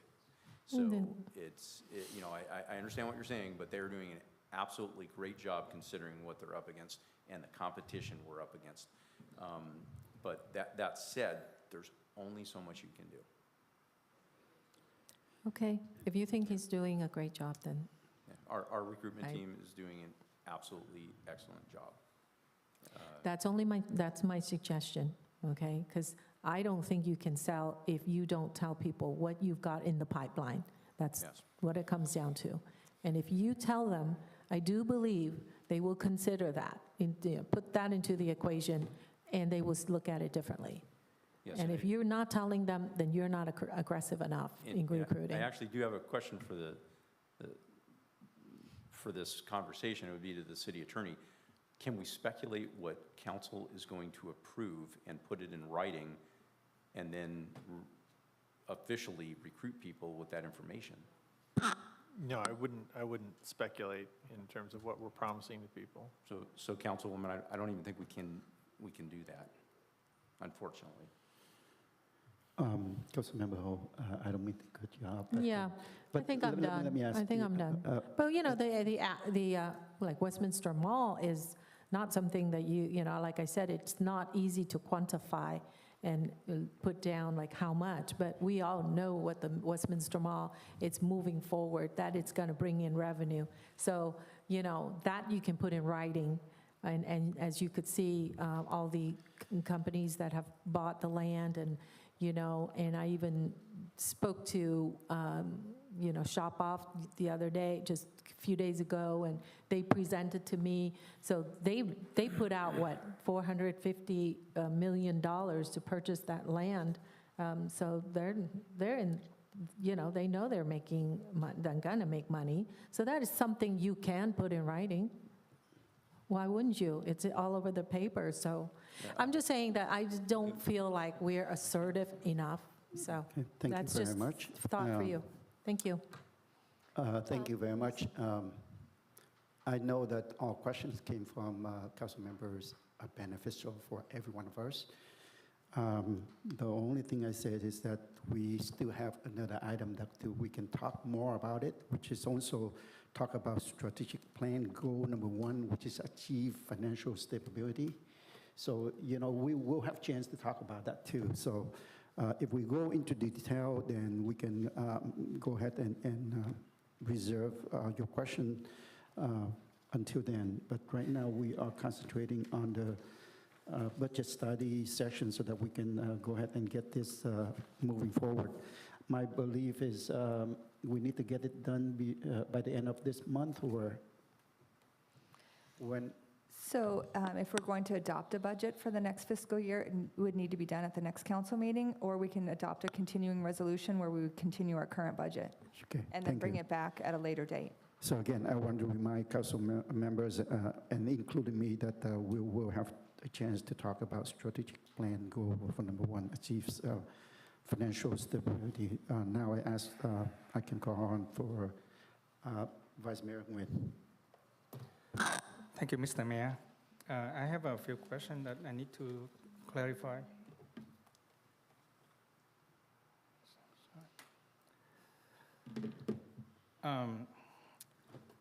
From a perspective as a businessman, I always invest money into something that I can get the money back.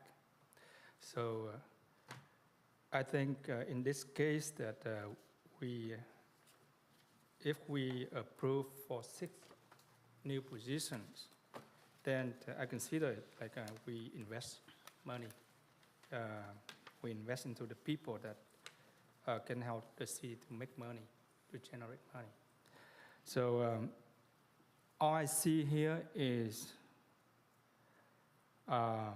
we invest into something that in 5 years down the road, we're going to go bankrupt. So is that the smart investment? Anybody can answer me that question. So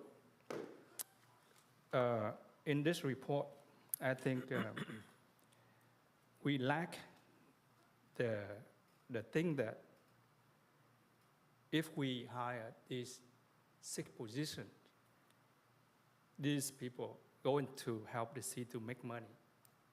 And that's what I suggest that you go back and bring me something that new.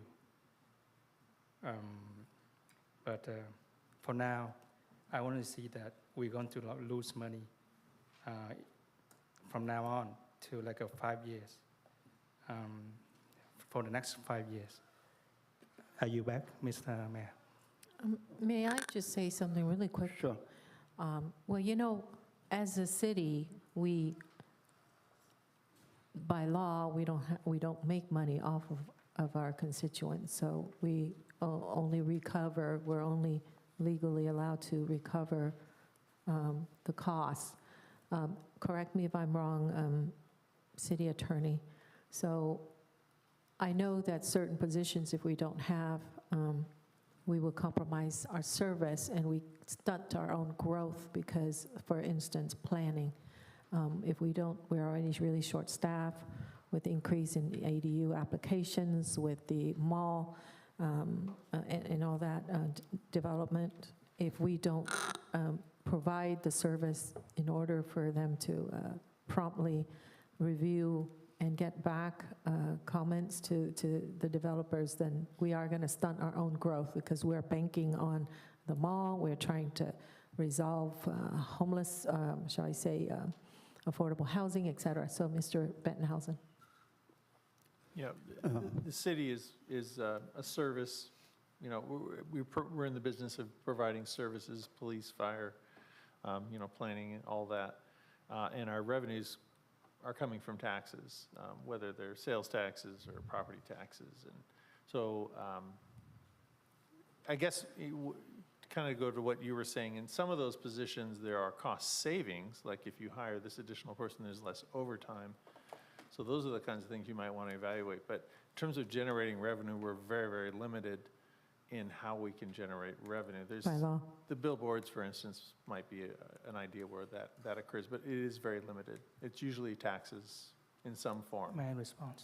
Thank you. Okay, in response to Councilwoman Hall, what I meant is if we hire someone to work on the planning department, right, to speed up the applications, then more developers going to come to our city, develop more malls and restaurants and so on, so we can make more money. That's how I meant. Okay. Yeah, but may I add to Can that? I- Yes. May Can I I just say really something? quickly add to that Right. thought is that, but one thing about that cost is that can be quantified and that will be reimbursed by the developers. So that is something that we will get reimbursed to provide the service. But if we don't provide the service, then we would have to hire like a contractor, which would cost like 2 or 3 times more than hiring an employee. I believe that I understand. Yep, thank you. From Vice Mayor Nguyen. He just want to make sure that when we have people to serve the community, we have to serve them right. We have to serve them effectively. At the same time, by serving effectively, we can bring in more business to the city. From that, we can get the tax return, and then we can, get more money from there. I don't think that he meant to that for each, like city clerk can make money for the city. So he probably think that in terms of community development, that will help to speed up the process, speed up the permits so that we can build more and bring more business to the city. I agree with that. Now, looking at the, can you go back to slide number 4 again?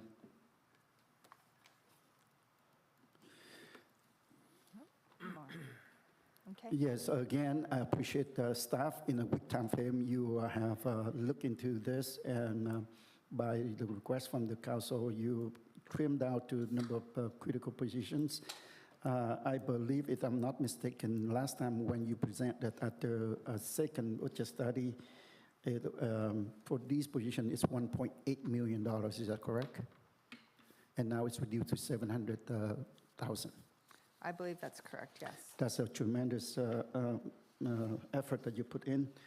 And this is the third budget study session already. And again, I know that I've been in the city for the last couple of days, and I know that in a quick time frame, I saw staff working really hard to get us updated, and I appreciate for that. I trust that our staff have done the best they can to serve the resident in the city of Westminster, and I think that we, as a council, need to support them on this.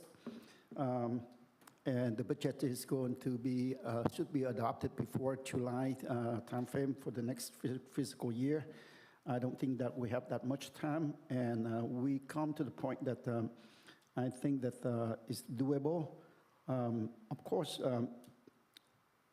however, let's say we cut all these 5 positions, and we are not going to adopt, and we adopt as the status quo. I still think that we are in the deficit.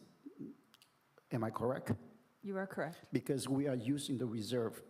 So by, if we continue to use the reserve, which we shouldn't be, we have to save that for a rainy day. But then if we continue to use into reserve, we have to have a way of making money.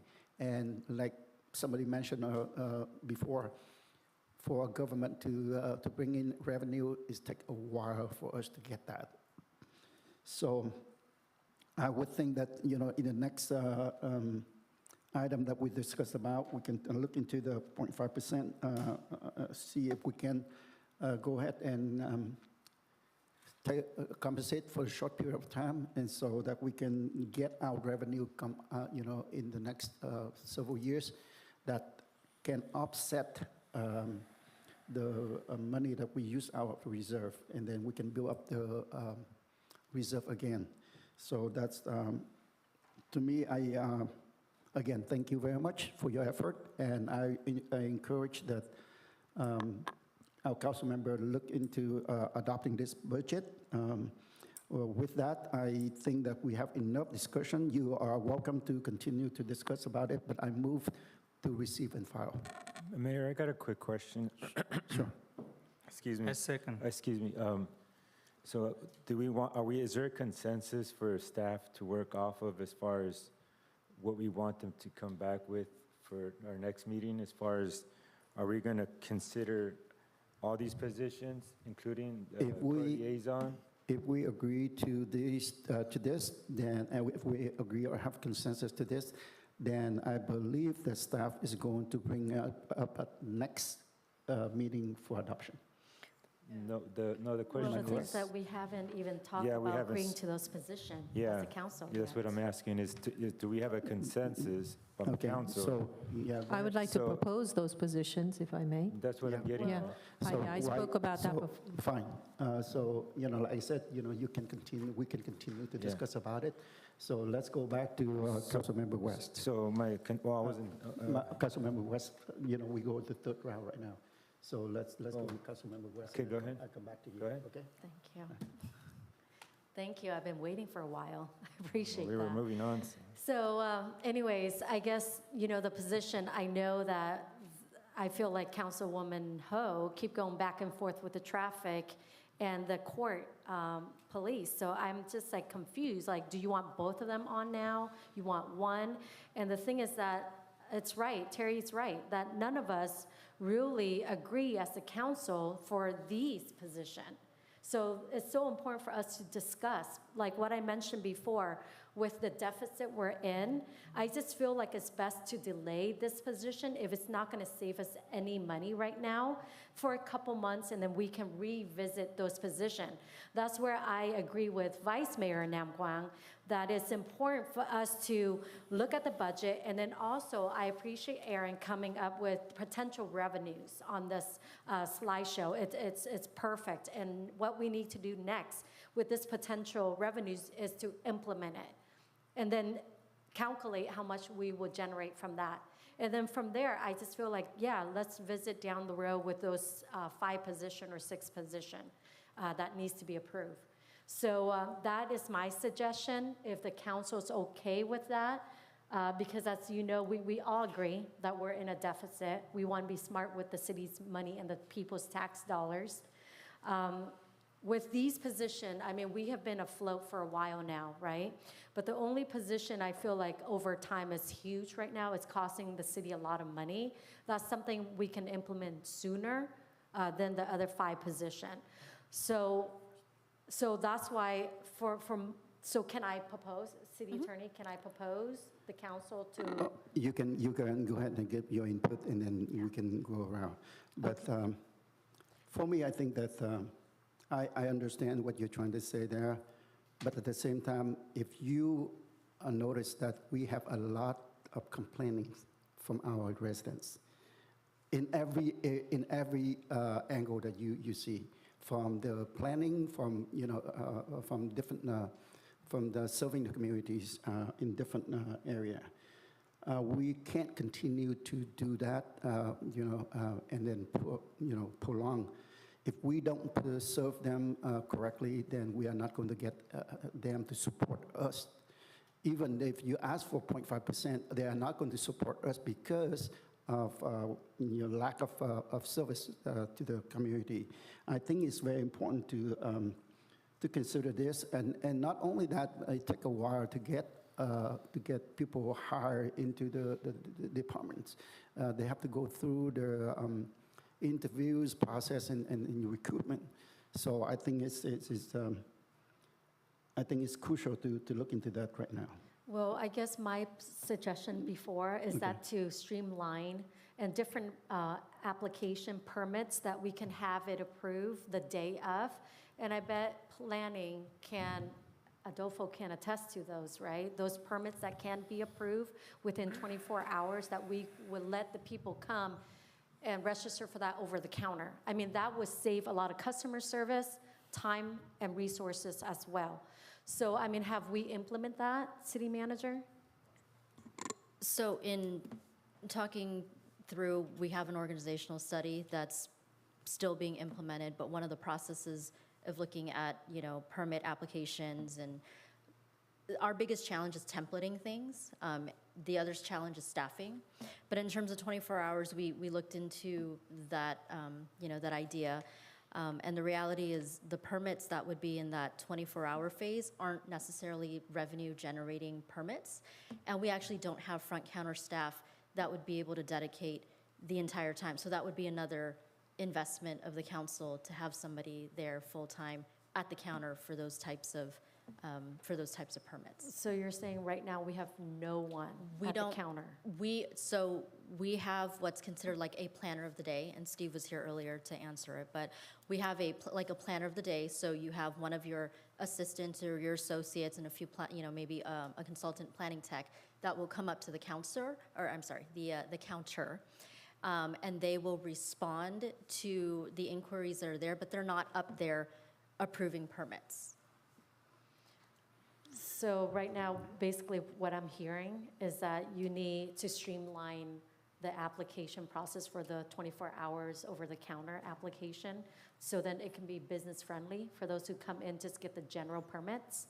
So we need that to be streamlined. And then we need someone who is already there. I know we have tons of worker in the office at City Hall, and I guess we have to bring them up to the front, right? We have to train them. We have to get them to the customer service aspect, right? Is that correct? Sure. Because I know we have a couple people who sit there that I walk around at City Hall. I mean, are we utilizing them? Or what position are they holding? There's so many questions that I have. I want us to utilize the taxpayers' money efficiently. And we just can't have empty bodies just sitting there. What are they doing? And what's their title? So that's something we need to process, and I know that's your job, City Manager. And I just feel like that's what we're missing. Can I go next? Yeah, are you done? Hopefully that you're done. I come back to you. And then back to the other thing, I know that we can save some money with not bringing, the folder to the council's home. I mean, I've done that since day one. I don't need you guys to bring it. So yes, Councilwoman Ho, I agree with you. Maybe that's something we can save a tiny bit money, that the council should come to City Hall and pick up their folder like I've been doing since day one. So I think that's important. That's something we can do. as the council. Okay. Okay, Councilmember Menzo. Yeah, thank you, Mayor. Yeah, some of these positions, I understand Councilmember Fan West's concerns, but some of these are, like we said earlier, we provide a service to our community. We're a service agency. Some of these positions are life-saving, and also, and when you try to save lives, sometimes in order for you to enforce, and this is example of a traffic officer, to enforce the speed limit, and in exchange, he's saving lives and generating revenue, because sometimes in order for people to obey laws, sometimes you have to fine them for them to obey. So that some of that position is saving lives. The planner, in essence, is saving us money, because if currently we're taking a long time to process building permits, and in essence, that's costing us, in the bigger picture and the longer down the road, is costing us revenue, because projects are taking longer, businesses are taking longer to open because it's taking way too long to process their permit or whatever they need. The same with the engineering technician. Community service, we provide a service, and our community service and rec department, they're understaffed, and they need that extra hand in order to provide a better service for our community. So I understand that the financial kind of theory, don't spend something you don't have, but when in our service agency, this is what we have to do in order to provide the service for our community, is to put these positions. It takes people to provide the service. So that is that on those positions. As far as to speak a little bit about the staff and at the counter, we would be in big trouble if we just have a receptionist answer a building question. When somebody comes to the counter, we'll end up getting sued, because they don't have the expertise to answer questions. We can't have people out of position to answer questions that they're not informed of. So that's why currently we have positions that are at the counter, that they're in the planning department, but they have the experience and the knowledge to answer questions, but even though that's not really their position to be at the counter, those folks have the experience, but we just can't put anybody up there in the counter. So that's kind of how that works. My consensus is I agree with the mayor on this one, that these positions are critical to our community. I wish that we were in a better position to provide, to be able to budget for the more positions that we originally started with, because the bottom line is, it don't take long. You drive up and down our city needs help.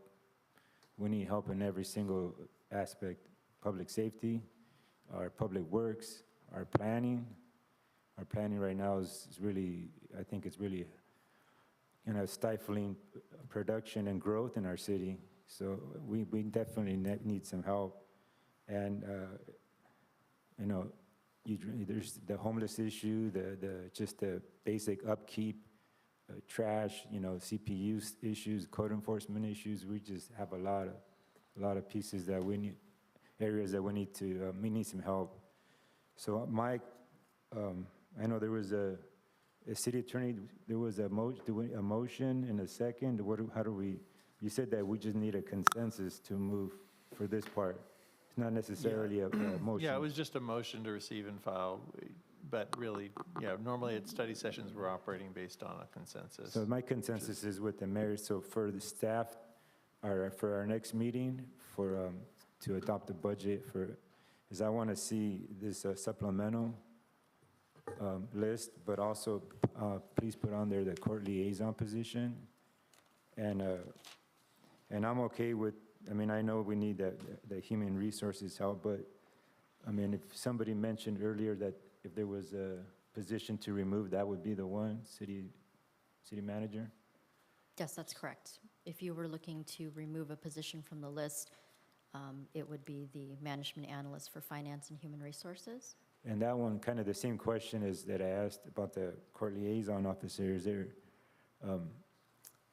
as far as cost savings and as far as, is that cost savings greater than the position that the finance, what it costs for this position? Because I know it's on here on the description, it talks about preparing staff reports, research, and So just to give an example, just a really quick example, we're running out of time, I understand. For example, the staff report, the turnaround time that we needed to come back with numbers and data and research, our finance director did all of it, and then with the assistant assisting in certain areas, that's really your two top positions in the finance department. So it would have been cost savings realized in those types of, responsibilities. And this occurs a lot because the staff that they have, below that they're essentially accountants. And so it's technically out of their class, or they don't have the capacity to do this type of analysis. So that's just where you have to weigh in, the cost of having this position versus which positions are currently doing the job now. But that's where court liaison officer is the same scenario. okay, well, I'm fine if you bring it back, leave it on the list. That's my 2 cents. Councilmember Mansell. No, we go on, and then I will come back to you. Councilmember Ho. Yes, I'll make it quick. Okay, so in response to Councilwoman Van West regarding 24-hour permits, I am not sure what those permits are. What are those? What are 24-hour permits? The only thing I can think of would be like a business permit or something like that. And and then you can't just randomly pull people who are walking around to sit and issue permits or review a plan. So I'm not even sure where that comes from. But, understand that planners or plan checkers have to be certified. They are professional people who review plans, plans to build the mall, plan to build, buildings and apartments and whatnot, hotels. So it's not like 24-hour can be, you just review in front at the counter. So I'm not sure what that's all about.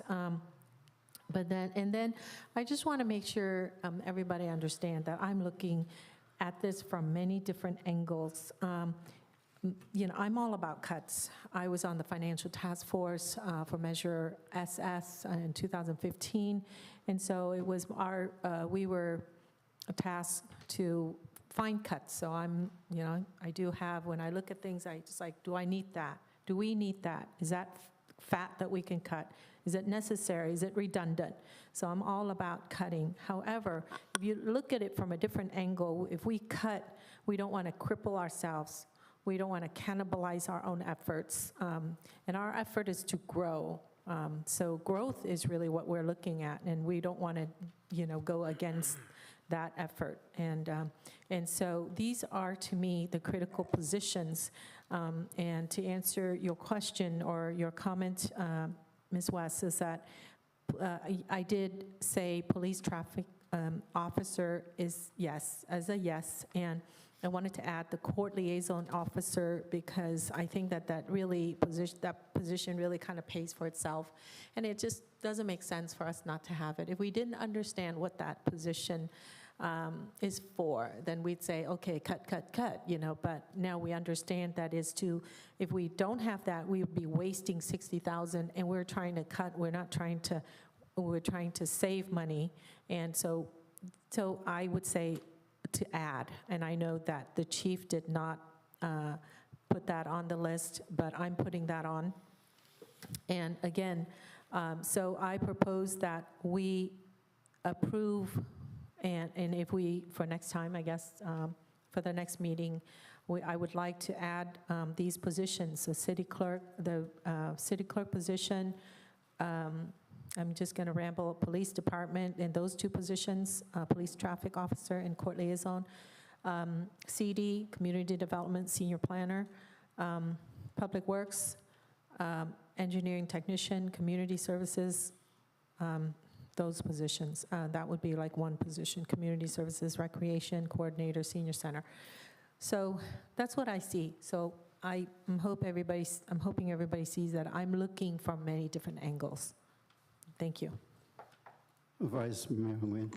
Thank you, Mr. Mayor. Okay, this is one, I would like to emphasize that when somebody go broke, that person cannot help the others, okay? So in this case, if we are responsible, using the taxpayer money, and later on we go broke, and it's going to affect, it's going to affect the entire body of this city. So if we go broke, who's gonna pay for the police department? Who's gonna pay for everything? So I suggest that whenever that we make a very important decision like this, we got to discuss, very, very carefully. As I can see here, let me go back to this. With all due respect to the police chief, I think we don't need a police traffic officer. Why? Because we already passed the budget for Be Well. And as today, this morning, thank you to the chief that arranged for me to ride along with the homeless liaison officers. I witnessed that Be Well did a very well, really good job. And for that, I think in the next few months, when they get ready for the job, the PD going to have more free time, to do your more important jobs. So I think for now, I know that it's always good that we increase the police force, to help the city. But for now, we just wait for a little bit, because we already have help, coming.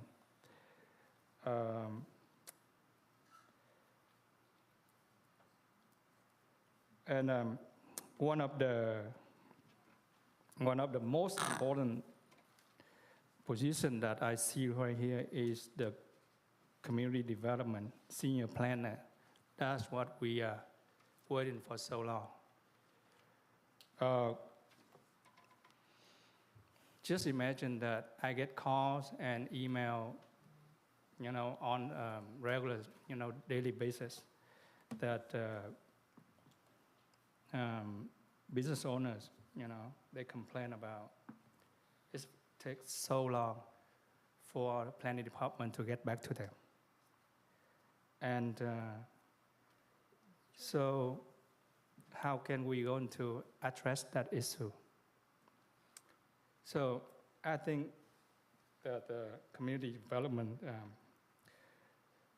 responsible for, making money, generate revenue. So once we have the money coming in, it's very easy for us to hire more police officers, hire city clerk, hire management analysis, whatever that we need. We have the money to hire them. So the most important thing is we have to balance out the budget and go for the one that we need more. Thank you. Are you back? Okay. In response to your comment, Vice Mayor, I believe that not only that Councilmember Ho agree with the police traffic officer, but she also recommended for another position. Am I correct about it? Okay. So at this point here, I totally agree with you that we shouldn't go for the second one, but I think it's important that we have this. Why I say that? Same thing for the different department. I think that we need to bring the professionalism back to our city, and we need to provide services to our community. The reason I said that is we have a lot of complaints, you understand, from the planning. There's no question about it. I'm sorry, from planning standpoint, but that's the fact. We also have a very slow response time from the police. I have witnesses number of calls, and people call me and say, well, we called the police, and then they said, that, just wait, and I've been waiting for hours and hours and hours. And very disappointed, they expressed to me that they are very disappointed at this. Now, with that, I want to respond to the comments earlier by one of our council. I will hold the city managers responsible or accountable for any employee that do not perform their task. Okay, and if the city managers or the staff didn't do the right job, then they are responsible to the council, and the council have to decide on that. But that's what I hold the city managers are accountable for that. Now, going back, you heard a lot of complainings from our residents, like I mentioned earlier, from all over. We continue to do this? And if you don't want to have those anymore, then we need to support our staff. We can't continue to ask them to do what we want to do without providing additional staff to them. Until we provide what they ask for and they're still complaining about it, then we can go back and say why. Then that's when we can question them that you asked for additional staff or level of manpower, and now you continue to be in this situation, then we can always hold them responsible for that. But at this point here, I think that is legitimate for us to support them into this. Then we will question them later on. That's my two cents. So we have, I don't know that we have a consensus. Yeah, I'm going back to, sorry about that. It seems like we do. I promised her that I will go back to her, so go ahead. Okay, thank you. So I'm not against these positions. We already know that. I just asked for a delay. And that's all I'm asking, because we need to be responsible fiscally, and that's what I suggest. And it doesn't, we can revisit in a month or so. It's not a huge difference. Now, regarding the permits that you can get over the counter, I know a lot of residents and people have complained to me regarding, what about remodeling my bathroom? Can I get that permit over the counter? It's simple, here's the layout, here's the plan, here's my submission. I'm talking about those things. I mean, you own a home, you should know bathroom, remodeling a kitchen or your backyard, a little piece of it.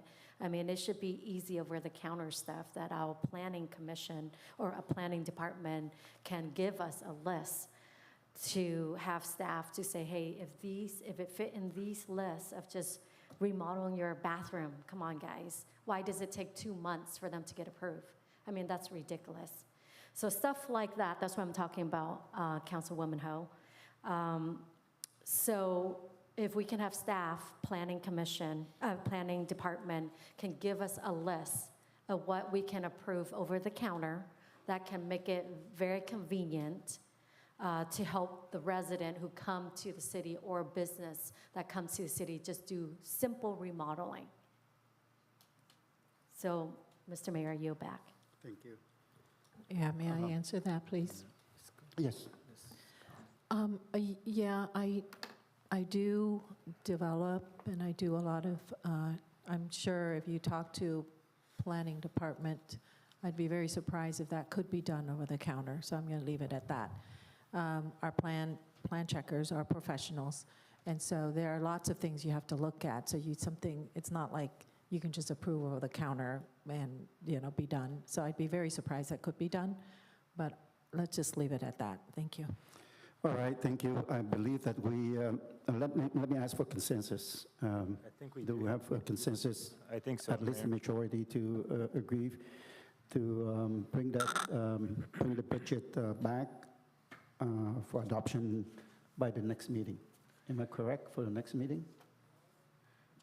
Right, I think I saw that there was consensus for the 5 positions. I think that would be the question, right, to ask. Is it 5 or 6?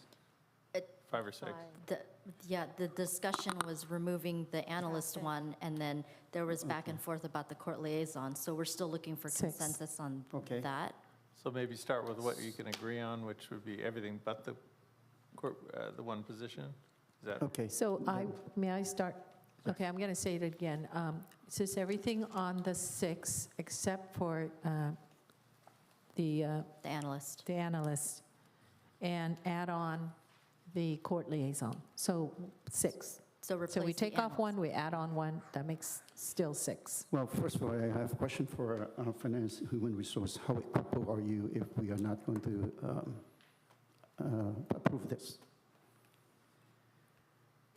Can you still use the, Can I still, I'm sorry, say that again? can you still moving if we are not going to? How Oh, crippled you are? not to approve the budget? Not to Oh, the analyst. approve the analyst. Oh, Yeah. well, it would be the same time. I mean, I would continue to do the staff reports, as would the HR director, and we wouldn't have the administrative support. And you asked for like timing to get things sooner, and we do it as fast as we can, but it will still be what we're currently doing. So we would continue with the process that we currently do. Okay, So- all right, thank you. The additional position that police department, is that, what is it? Court liaison. Court liaison. Liaison. I have a I question. believe that the vice mayor disagree with that. No, actually, I need to ask question before Okay. I make my decision. Okay. The court liaison, is it your idea or the chief idea? That was on an old list. It was on the old list, and when I asked him, he said that position would save us $60,000. Let me jump in That's here for the a minute. reason. For a week time frame, I know that they are working together to present us with what we have today. If there is a problem, I'm pretty sure, if it's critical problem, I'm sure that the police chief already say that, no, I need to have that. It seemed to me when this presentation presented to us, you are okay with it for now. So my question, Mr. Mayor, Okay. my question to the chief is between the two positions, court liaison and police traffic officer, what would you like to pick? So, council member, just to give you a little difference in the positions, one court liaison, we believe will save us money by saving us on-call court pay. The traffic officer, we believe, will save us lives by curbing traffic-related crashes. So it's a way that is a council decision. We do know that our fatal fatalities over the years compared to this year have basically doubled. And that's over, I believe we have 8 fatalities in the last 6 months. That's generally what we experience in an entire year. So our crashes are up. So I would yield to the council on what's more important to the council is curbing fatalities or saving some money for the court liaison. If I may position. answer that. And again, I'm not trying to pass on it, but they're both important to me. Right. So I'm yielding to the council on this decision. Yeah, the reason is, of course, we save lives, we curb fatalities, but the reason I say court liaison also should be added on is because it really pays for itself. The total expenditure for something like, for the court and paying your officers with $130,000, while the position itself is about $80,000, and you could save $60,000 if you have the liaison. So we end up really, the position really kind of almost pays for itself, and that's why I throw it on there. As from a business standpoint, I see that to be a no-brainer to me. Why wouldn't I want to save $60,000? Yeah. I Yes, have a and- question for Chief. Okay, so I want a clarification, understanding. So with the traffic officer, they are also enforcing around school drop off and pickup, is that correct? That is correct. Okay, now, didn't we just recently hire I guess the school hire a police officer for Westminster School District, is that correct? They did. Okay, so can we utilize the same police for around school drop off and pick up as well? So the school resource officer currently does that, but keep in mind, he can be at one school at a time. We have approximately 27 schools in our jurisdiction. Okay. We do not have enough officers on a daily basis to be nearly at every school during the morning and afternoon drop-offs. Okay. Pickups. So with the taxation, the 1% tax, Aaron, does it mean that with the pie, does the school district get most of that pie, and what is the percentage of that 1% tax? The money that the school district gets, just give me a second. I think it's 71%. Yes, from the property tax split, the schools get 71%, correct. Okay, so since they're getting 71% and our traffic around school, I mean, wouldn't we give the school district to pay up on that area? Because, I mean, that would make sense. 1%, the people's tax dollars go towards 71% to the school. Why wouldn't they hire police, pay for this? They should pay for this position, traffic officers. They do, I think. Chief, should they suggestion, should we ask So the school? they currently pay for 100% of our school, fully burdened 100% of our school resource officer. We are in talks for a possible another one. I can always ask them anything. I would, without them here to comment for themselves, I would say that I don't know of any other school district in the county that pays for traffic officers full-time to cover drop-off and pickup times. Okay, maybe Okay. we can collaborate with them, talk. Thank you very much. In compromise with Councilmember West and Vice Mayor Nguyen, and for the budget adoption purposes, I guess that we can always hire additional police coordinator later on, should there is a need for it. But for now, I believe that so that we can have consensus and move on with the budget study. Yeah. I think that, I'm sure that Finance already consulted with the police when they came up with the presentation and presented to the council.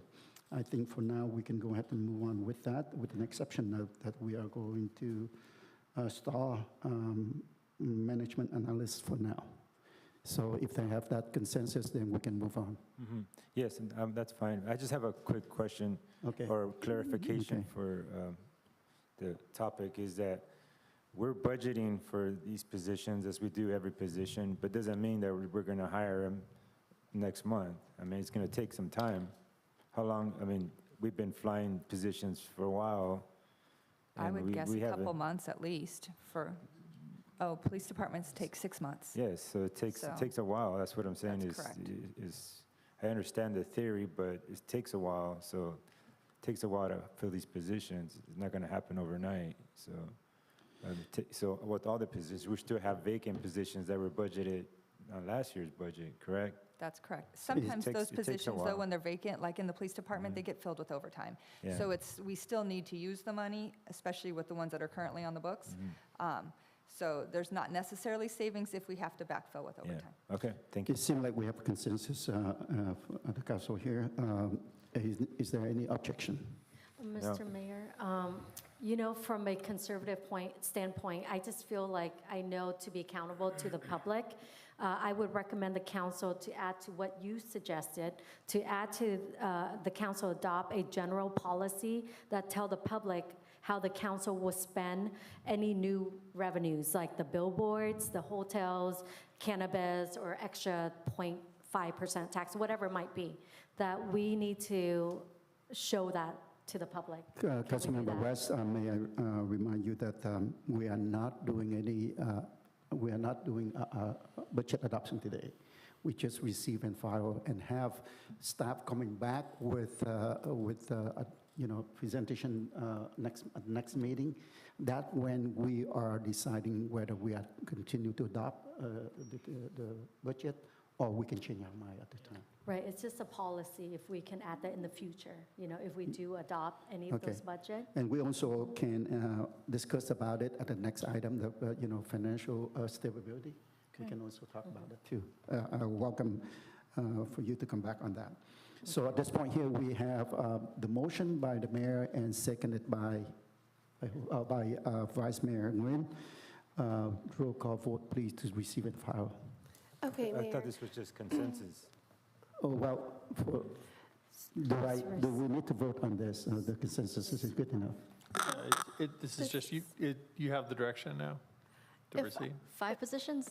If I can just, Yeah, it would be Get good to get clarification. clarification, it sounds like, on that. if we could just go through the list of positions, and if I could just get a head nod that that is consensus with the council, just because there was so much back and forth discussion, I want to make it very clear for the record and for staff purposes, if you don't mind, Mayor. But before you do that, I want to respond to Councilmember Mansell, because this item asked for a receive and file. We have to do that. So this was. Yeah, no. Oh, I see what you're saying. I like it. She's just getting clarification for those positions. Okay, so we're going to go ahead and start with the City Clerk's Department Records Coordinator. We're in consensus with that position. Management Analyst, which is a shared position for Finance and Human Resources, that is being a striked position. Okay. The Police Department, we have Police Traffic Officer. We're going to continue with that position, and we're going to add Court Liaison. Yes. Okay. And then Public Works, we're keeping Engineering Technician. Yes. Community Services, we're keeping Community Services and Recreation Coordinator for the Senior Center. What about a I senior thought we were planner? stuck on the traffic and the court, one or the other, or yes. we approving both? It was just one. Okay, Okay. That's city what we clerk, thought. So city then I clerk, need the and- consensus on which one we're approving. Or Court liaison Yeah. is what we are. So is there approving. consensus for the traffic officer? Yes, for me. Yes. I propose we put the court liaison for the sake of Okay, but for the, just do- saving $60,000, and we could decide that next time. can we do the traffic officer first, though? I just want to make sure. Yes, yeah. Yes. So are you in agreement that that should be Yes. stay? Okay, so we Be- have Before consensus. we decide on that, I would like to hear again about the court officer, the roles and responsibility, so that we can, again, make sure that we make the right decision here. Yes, Mayor. So that position would be primarily assigned to our Records Division. They would primarily be liaisoning, like every other court liaison officer in the county, and every agency, to my knowledge, has one, except for us. And they would be putting people on and off call, working with the court to make sure that we don't have people on call when they shouldn't be, and people on call when they should be. Looking at last year, we had a total of 2,642 hours of on-call pay. We had a time and a half. We had to pay our staff. That equates to roughly about $130,000. These are all rough order of magnitude projections or data. We had a total of approximately 1,600 canceled subpoenas. So we don't have anyone in between, like all the other departments, in between court and our officer to say, you're on call, you're off call, you're not needed. And every time they cancel that, we save 2 to 4 hours of time and a half on-call pay. So their day would basically be on the phone with court, with the officers, and facilitating whether they should be on call or not. And if they're not and they're canceled, they don't receive overtime. Okay, a follow-up question on that. Under your responsibility, and you know more than us, if you were given only one position right now, which one is more priority to you? So priority and saving money are going to be two different things to your police chief. My priority is safety, and right now, having more officers dedicated for their entire shift to curbing traffic accidents and curbing DUI-related crashes, et cetera, is going to be more important for me from a safety perspective. Okay, so it's a clear answer to me. According to the police chief and under his responsibility, he thinks that police traffic officer is more important than, because if he have a choice, he want to have both. But because council only approved one, and he choose to have police traffic officers over the court recorder. So do I have consensus on that? Yes. Okay. All right, so you clear, Madam Clerk? Can you go ahead and repeat that again? Okay. All the 5 positions. So the 5 positions are records coordinator, police traffic officer, senior planner, engineering technician, and community services and recreation coordinator for the senior center. Okay, once again, council members, we are consensus to this. Yeah. Yes. Did you add the court liaison officer? We already talked about it. No. Could we add that on? Because it just pays for itself. I don't understand why. And then we could decide that next time, you know? If we don't put it on there, we won't consider at all. So could we still consider it, put it on there and consider it for next time? But like I said, it pays for itself. No position pays for itself, except for this one. Mayor, if it helps, it would take us 6 months to actually have somebody hired. So Mr. Mayor? your recommendation is to put it in there now?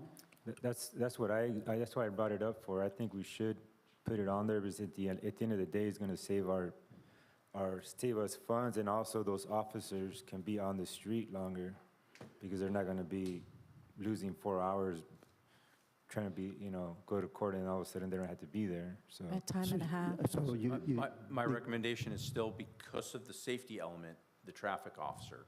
But I know it's coming down to dollars and cents, which is very smart of the council.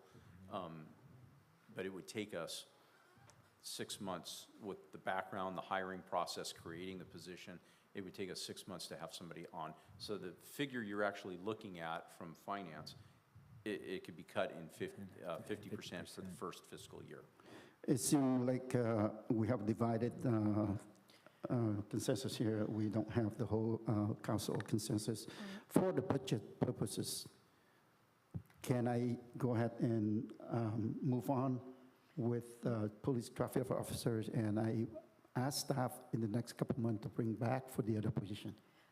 Mr. Mayor, I think Yes. I actually agree with Kimberly Ho and Menzo that we should include this court specialist, because Thank it you. is important. It will save in the long run, Okay, and now- because over time. All right, next question for That's you what I'm is, you looking said at. that it will take 6 months, Yeah. and the total is about $60,000, right?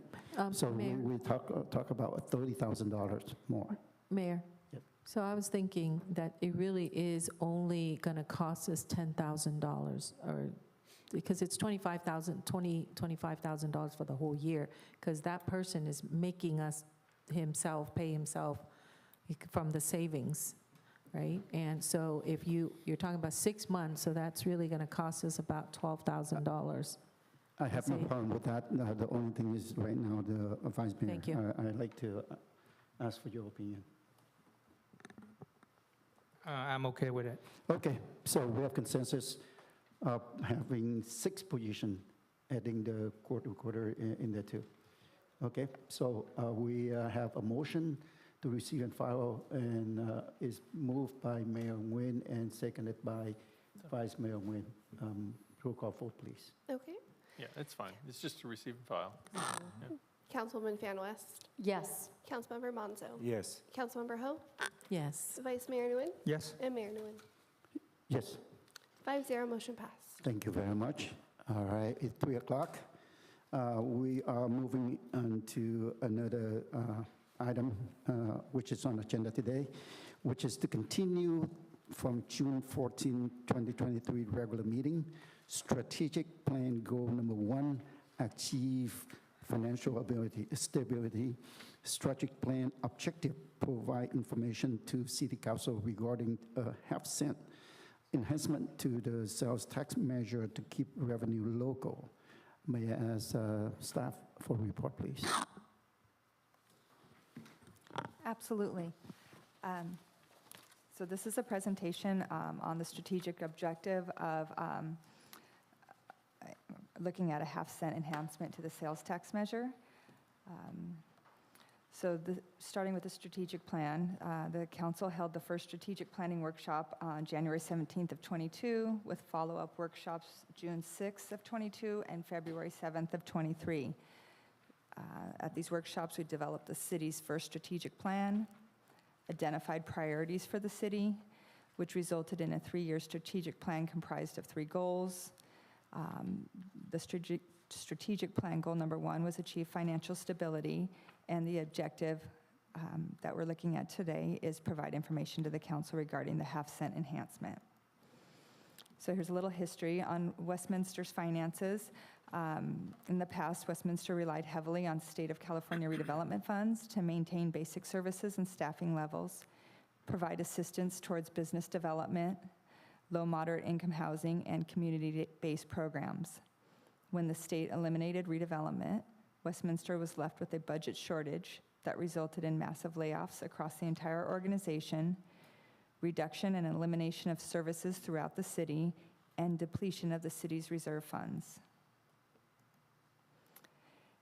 Measure SS, in 2016, through the will of the voters and the community, the city was saved from inevitable bankruptcy with the approval of this measure. Significant cuts to services and staff were made prior to the measure. Staffing levels have remained at minimum levels, and many programs that were eliminated have not been reinstated, and this measure expired December 31st of 22. The voters approved Measure Y, a 20-year continuation 1-cent transaction use tax, in November of 22. Revenue collections began April 1st of 23, and this measure expires in 20 years on March 31st of 2043. The city lost approximately $4 million in between the expiration of Measure SS and the start of Measure Y. Measure Y allows the city to continue providing essential services for the safety and quality of life of the community. So transaction use taxes, or also known as TUTs, are regular solutions to financially burdened agencies throughout California. There are currently 446 TUTs being collected. 340 have been assessed by cities and towns, 75 by counties and special districts.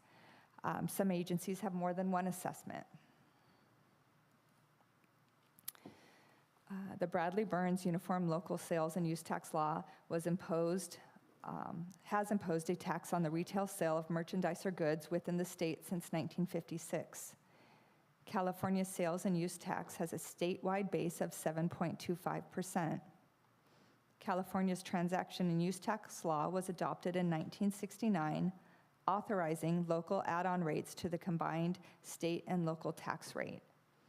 The California Department of Tax and Fee Administration, the CDTFA, administers California sales, use, and transaction taxes.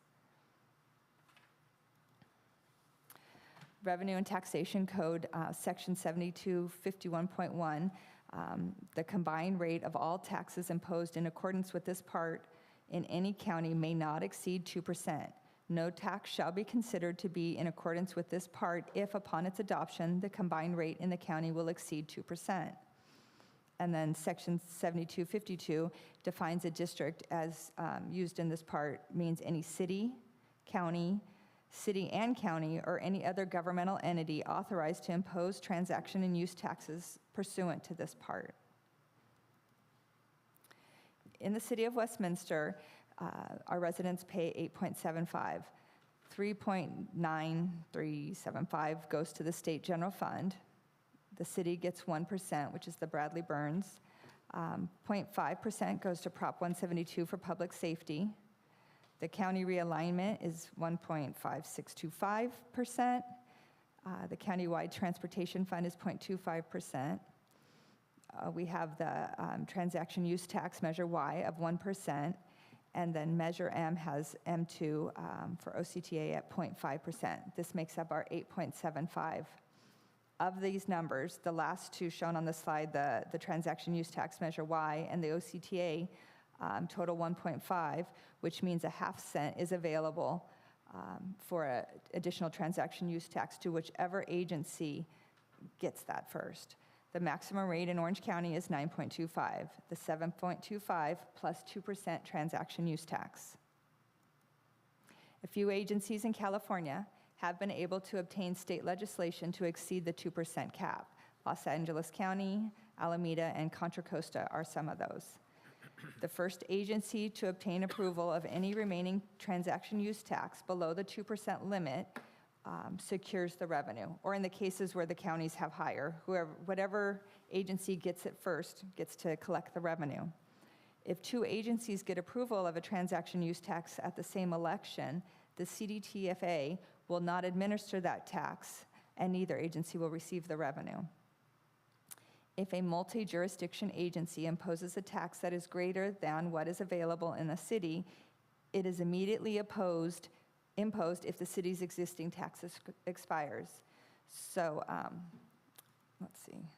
In the case on that one in Long Beach, that did happen. Long Beach's tax expired. The county had a Measure H, which is a mental health or homeless, that went in, and when Long Beach authorized their tax, they're now collecting at a lower rate, and when the county's tax expires, then theirs will go back up to their 1%. But currently, they're receiving 0.75 because the counties went in place when theirs expired. So these are some sales tax rates in surrounding cities, or cities with transaction use taxes, I should say. Not all cities have the transaction use tax, but Fountain Valley does, Garden Grove, La Habra, La Palma, Los Alamitos, Placentia, Santa Ana, Seal Beach, Stanton, Westminster. Long Beach is in LA County, so theirs are higher. They have the ability to collect more in Long Beach and in Lakewood. This is the property tax split, and where we mentioned the 71% earlier. So of our property tax, Westminster receives approximately 7% in the general fund. Midway City gets 4%. One's cut off here, but that 2% is their municipal lighting district. 71% goes to the schools, and 16% goes to the county agencies. This shows property tax rates of Orange County cities. As you can see, Westminster with the red bar is 7.4%, which is on the lower end. And I'd like to point out that all of the cities that receive a lower percentage than Westminster are structural fire fund cities. So their property tax goes to pay their fire, where Westminster, we pay our fire service out of the general fund. So we're at a lower rate, and we're paying fire services from the general fund. Any of the other cities, actually even above us, are also structural fire funds. So ours is definitely low, and the county average is 10.3%. So a 1 cent transaction use tax brings about $16 million of revenue to the general fund, which is what we added with the adoption of Measure Y.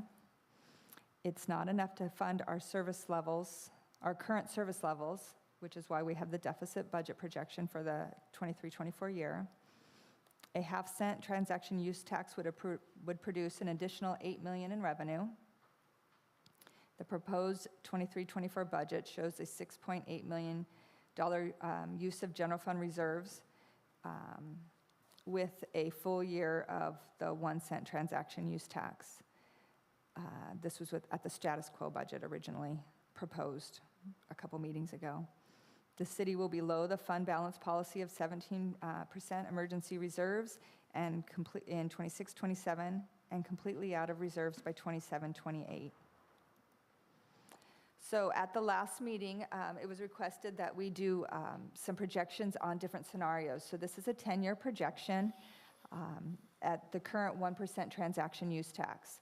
So you can see, as we said, that we're below the targeted reserves of 14% for reserve balances in 26-27, and then we're out of money in 27-28. So we couldn't operate, obviously, this way, because when we're out of money, we're out of money. This is going forward with what we currently have. Then I added a transaction use tax at 1.5% for 5 years. So you can see that the projections get better. Through 28-29, we don't use fund balance, and our reserves stay healthy. But beginning in 29-30, when that 5-year 1.5% TUT expires, we again start using reserves around $10 million a year, and we're completely out of money in 2032-33, and we're below our targeted reserves in 30-31. So we hit that 13.9, which is below our 17% recommended reserve, which is approximately $14 million. Taking that transaction use tax out 7 years, we do have a use of reserves in 29-30 and 30-31, but this does not take into account the other revenue options that we discussed earlier, including the Westminster Mall, billboards. Those are not built into these projections because we don't have those approved yet. It does include the $600,000 that we discussed about the fee study coming up, and it does include projections going forward, increases in revenue and expense, but at our service levels from the supplemental budget. So these are all projections using the supplemental budget that we just discussed. When we lose after the 7 years and the 1.5% goes back to 1%, we start using 11 million, 12 million of reserves, and we are out of money by 2033-34. The last projection is a 10-year projection of a 1.5 transaction use tax. With this version, our reserves stay healthy above the 17%. We do start using reserves in the latter years, the 29-30, but again, it does not include the additional revenue sources of the Westminster Mall, any additional hotels, billboards. Those are not included in these projections. This is just a picture of those reserve balances that I just discussed, and you can see the years that they go negative. So the only one that doesn't, where we don't run out of money, is the 10-year, but all of the rest of them, we do eventually run out of money based on the projections I just showed you. So ballot requirements for transaction use tax. Proposition 218 requires elections for taxes to be held at a general election. A unanimous vote of the governing body to place a tax on a special election is required if a fiscal emergency is declared. So if the council votes unanimously for a fiscal emergency, then it could be placed on a special election. It requires a 2/3 approval of the city council to place a tax on the ballot. A general purpose tax requires a majority of the voters to pass, and a specific purpose tax requires a 2/3 majority of the voters for approval. The start date of the tax is the first day of the first calendar quarter commencing more than 110 days after voter approval. So in the example of Measure Y, it was approved in November and we started collecting April 1st. Election costs. So these are projections provided by the Register of Voters Office. A consolidated election costs between $134,000 and $160,000. A standalone election would cost between $578,000 and $696,000. The cost is dependent on the number of voters and the election's share of costs.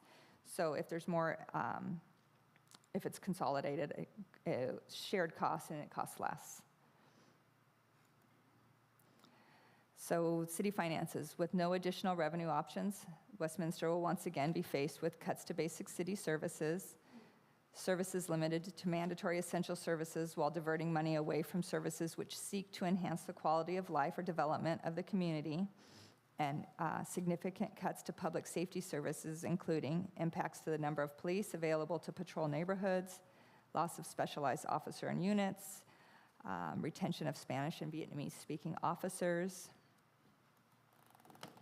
And also, I have a list, these are the reductions that were presented to the council when we discussed adding Measure Y to the ballot, and I can go through those if the council desires. Or we can answer questions on what's been provided. Okay, thank you very much. I'd like to start with slide number 15, please. Okay. So if I look at this slide, I think that you already included what we discussed earlier today. Yes, it's basically the same projection that I showed you earlier. I just extended it out 10 years. But then you said that for the other slide, you didn't take it into consideration. Am I correct? I'm sorry, say that again? You said that the other slide, for 7 years or whatever, you said that you have not taken what we discussed today into consideration. I took what we discussed earlier with the original 6 are included in this projection. Okay. This is the supplemental budget, and it does go out, but it does not include the revenue from options that have not been approved by council yet. So it does include what we discussed earlier. It does include the positions that we discussed earlier. It just includes the management analyst, but not the court liaison. I'd like to go with slide number 9. 9? Yeah. It is very important to us. You said that we have a 2%, and I want to clear on this, that I heard from staff saying that we have 0.5%. If we don't utilize it, then other counties can jump in and get that 0.5%. The county could jump in, or any other agency, OCTA, already collects a 0.5%. So there's only 2% available. The first agency to get that 0.5% gets it. So yes, if we don't use it, the county could take it. There's lots of different tax options out there. Other counties have transportation, they have wellness, they have youth. They assess taxes for a number of things. So that could happen here. Orange County could assess it, and if that happens, then we do not have that option. So the possibility it will happen. It could, And yes. it could happen. Absolutely. And at the same time, if I look at the County Public Safety Part 172 already taken 0.5%, taken 0.5% out of 2%. Am I correct? Yes, the OCTA has 0.5 out of the 2. Okay. That's correct. And we are talking about, we need money here, so we are not going to yield the money to anybody, right? Now, another question is that I also heard that if we don't do anything right now, and if they come out with a 1%, whatever agency they go and still not only 0.5 but 1%, then they will receive the 0.5% now because we are not claiming for it. And then by the time that 20 years later now, when the Y measure sunset, then they can go in and get another 0.5% from us. Am I correct? Yes, it'll go on that? automatically to them when ours sunsets. I want If somebody were to come in and get that authorized. Thank you. I want the city attorney confirm this is what's going to happen. That is correct, and we did see that in Long Beach. I think in LA County, they actually got it increased to 3%, so they have 3% available, but the county has taken 2.25 of that. And so Long Beach had a 1% tax, but they had a sunset on it, and it sunsetted, and then they went back to the voters to renew it, but what ended up happening was a quarter of that got taken away because there was only 3/4 available. So until that county tax expires, which I believe will happen in 2027, At that point, that county tax expires, and then the city will start getting the 1%, the full 1% that the voters approved. So that's kind of a new issue, and yeah, it has arisen, so that would happen.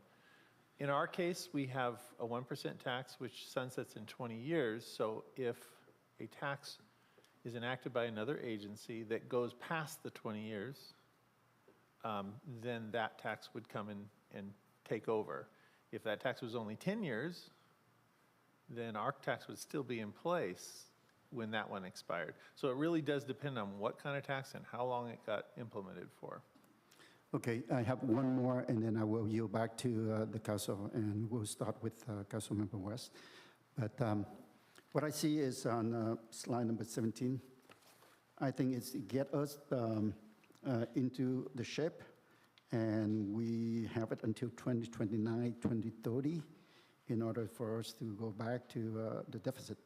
And I believe by that time, several of our projects are going on right now will kick in and will bring us some revenues. And I think it's very safe for us to get some revenues at the time. I would say that it's very safe for us to bring back, to get back the reserves, and we need to have the reserve for the rainy day, and I think that's the right thing to do. But I will open up for, but the same thing I mentioned earlier, that nobody wants to raise tax. Nobody, including you and I. But the situation that we are in right now, we have no way of doing anything else, waiting for the revenue to come in.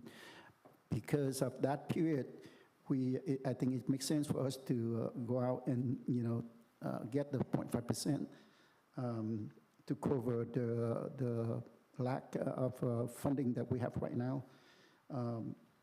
And so I would think that is a right thing to do. I just want to yield back to our council for discussion. Councilmember West. Thank you. So I guess my question is on slide number 3, State Eliminate Development Fund. So what year was that exactly, Aaron?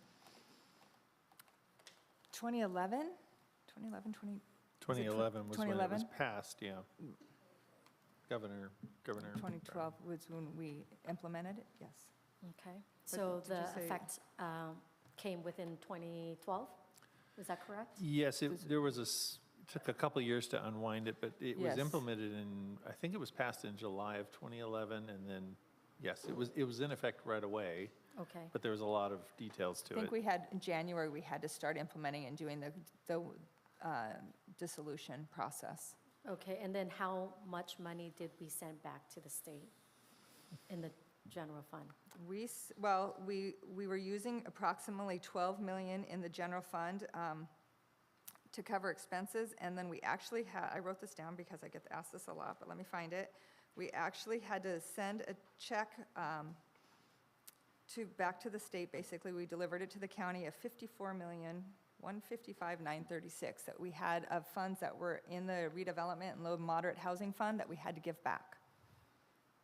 Okay, that's good to know. Okay, and then on slide number 9,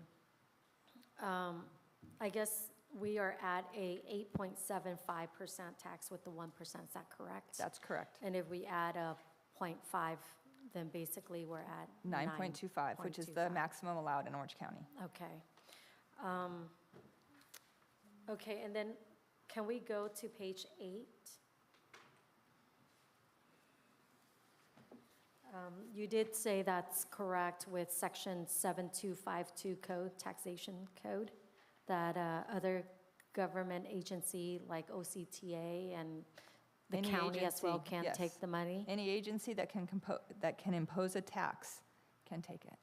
Okay. Let me see here. One more. Let me see here. I guess what you projected, the 5 years and the 7 years with the 0.5% tax, without adding the 2 billboards, which we will be generating money, if the council agree to that, which will be in the next council meeting on Wednesday. So that would generate about 1.5, give and take. It can be more, that's conservative. So it can go up to 2 million, right? 2 million a year, give and take. And then also the 2 hotels that we are in the pipeline for the Westminster Mall, just 2 alone, it would generate about 0.5 to 1 million, just to say conservative. And then for the cannabis, 1 to 3 million that was proposed a while back, a year ago. So give and take, 3 million, say 2 million or 1.5 million for the billboards, 1 million for the hotels, and then the point. So how much is that so far, Christian? That's an estimate of. Yeah, again, a lot depends on the cannabis and like what was brought in. Give and take 3 million, just to say, Well, if from you the old That'd be presentation. 5.5 based on the numbers you gave. Okay, so 5.5 million, just that alone, right? And then if we add the 0.5% tax, then it's 8 million to that, right?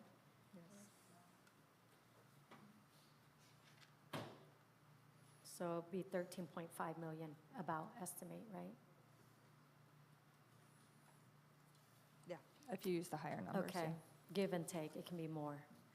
Okay, so,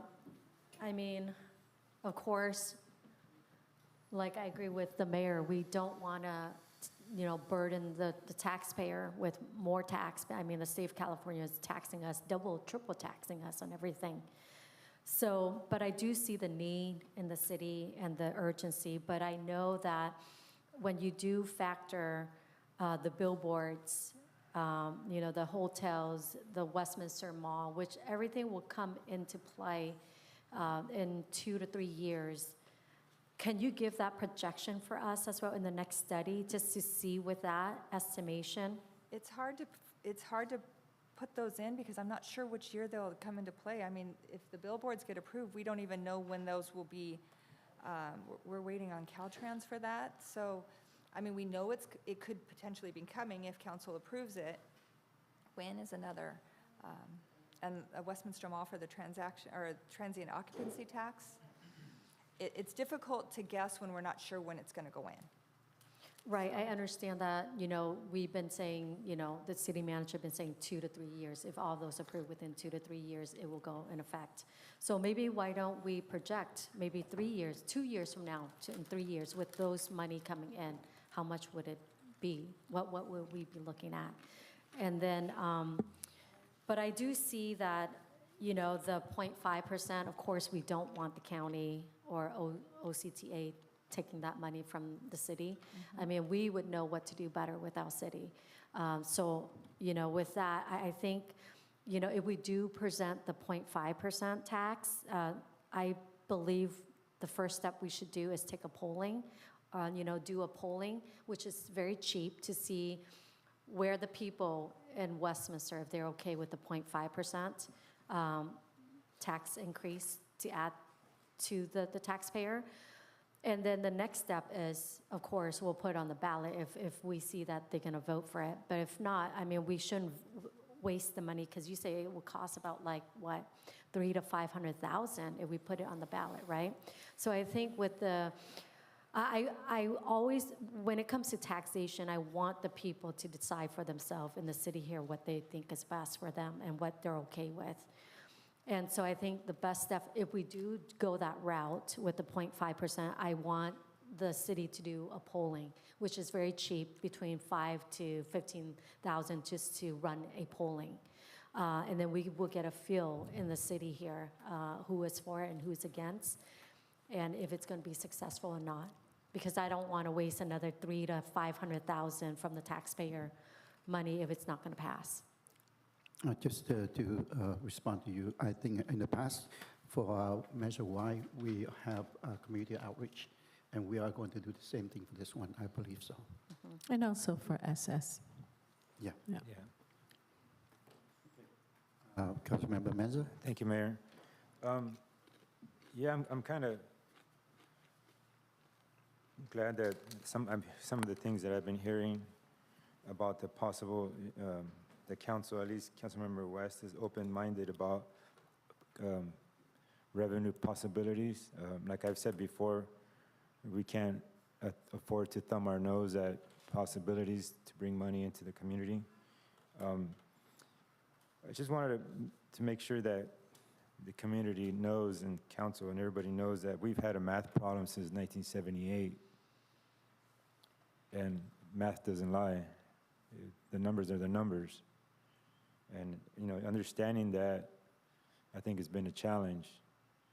That, you know, I understand in the past there's been some, you know, political, you know, ideology, and that's all great, but, you know, at the end of the day, again, math doesn't lie.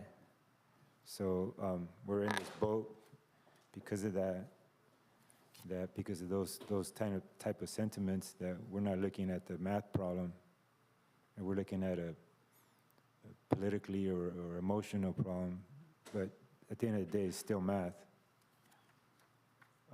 You say this slide number 13 kind of shows you where we're at as far as where a property tax rate, and since Prop 13 came in, where we're at, locked it in, and how much of that we collect. And then from that, you mentioned that we pay for, out of that 7.5, out of that fund, out of our general fund, we pay for fire.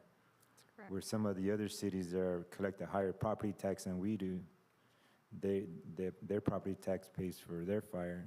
So they're able to do a lot more than what we can. So that's what we've been at for a long time. And the RDA, you know, that really wasn't the fix, because we still had the math problem. RDA just came in and allowed us to look the other way at the math problem. That's what RDA did. Right, yes, it was a RDA, Band-Aid. the math was still there, just RDA was supposed to be for redevelopment, and I can guarantee you, just driving around the city, we didn't do much of that. We didn't do much with the RDA fund as far as redeveloping our community. Our community, we still have a lot of the parts of the city that look like back still from 1960. And we failed, not this council, but, you know, other councils in the past for many years, I think, failed in that aspect of what was most important to our community. I had a question as far as, I think it's slide number 17. So you only, that shows that the 1.5 at 7 years. Yes. So after that, then we'd be back at the same position we are as far as being in the red, right? Yes. So that was, but then what is also, well, that's the 1.5 takeaway, so. Yeah. Why are we using that 7-year figure? It was just, it was requested Oh, to okay. do projections based on a 5, 7, and 10-year scenario Okay. at the last council meeting. And then the 10-year, where's that? You can see in this one, you can see where the revenue drops. So in 20, yeah, it drops 2030, 31, it's 100 million, and then we drop down To to 92. 92, So that's where we lose it. And where are we at where's the 10? The 10 is the next one. This one shows it in all years. Now, I didn't go another year after, but this particular one, if it's a 10-year, then the next year we'd be at that, where we'd lose the $8 million from the additional 0.5% or 0.5%. Okay. All right, thank you. Yeah, nobody likes taxes, but at the end of the day, we just have the math problem, like I mentioned earlier.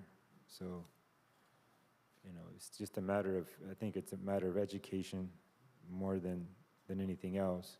Just knowing what the numbers are and where we're at historically, and how did we get to this point?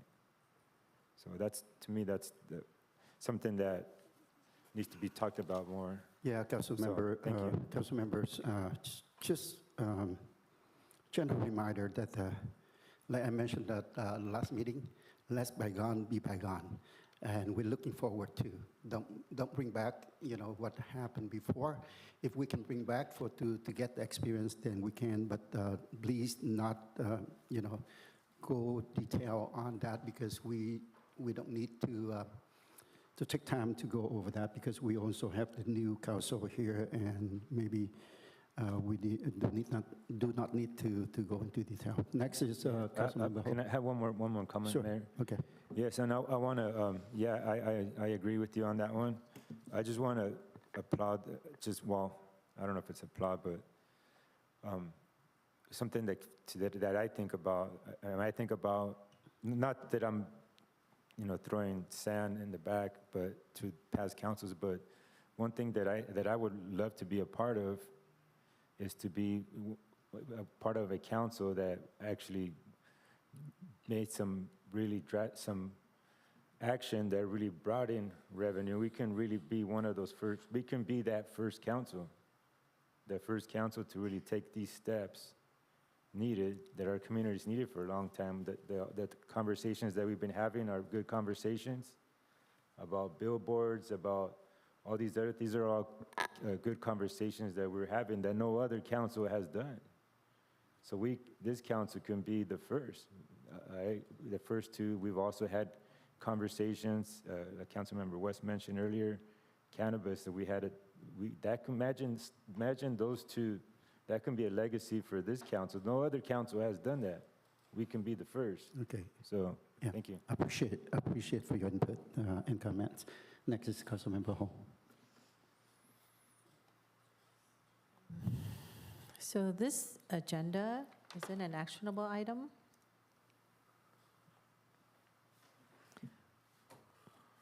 Provide direction, receive and file. To receive and file.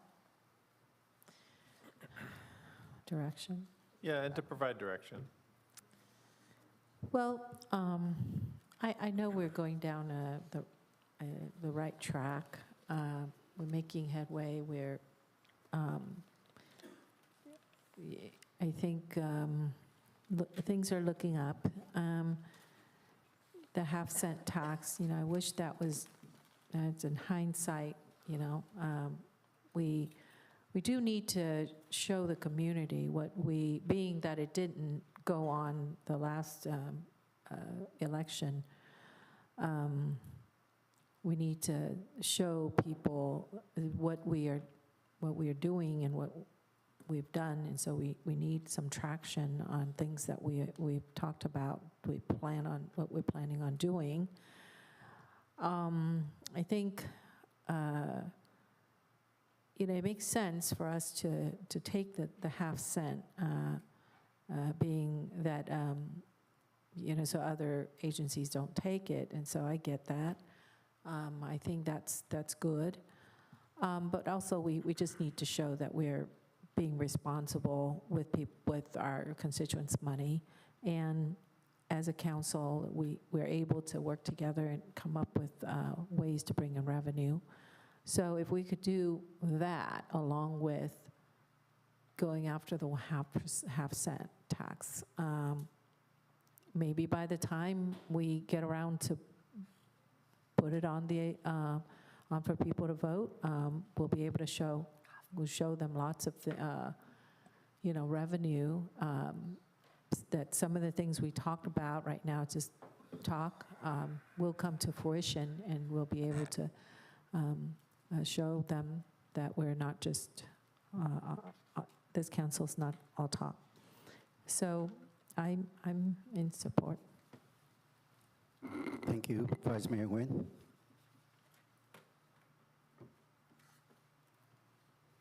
Thank you, Mr. Mayor.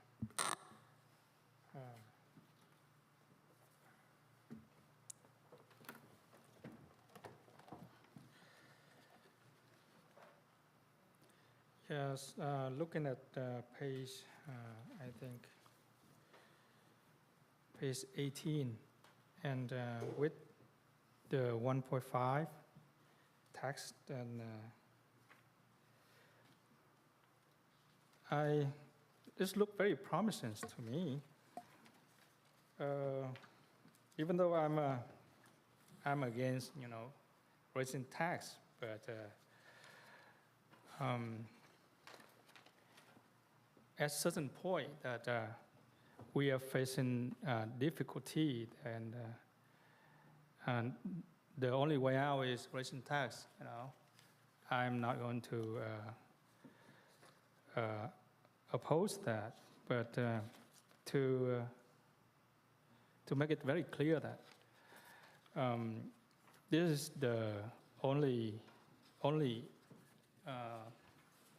resource, the only option that we have, and if we don't utilize it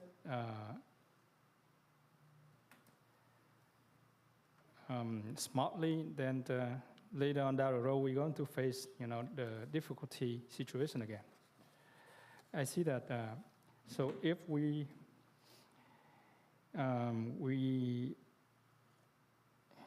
agree to raise tax for 10 years, then let me see. So like 10 years from now, what on the reserve we have 28 million, 28.4. Yes, in 10 years, we'd have 28.4. And if it ended in 10 years, then the next year we would be upside down $10 million.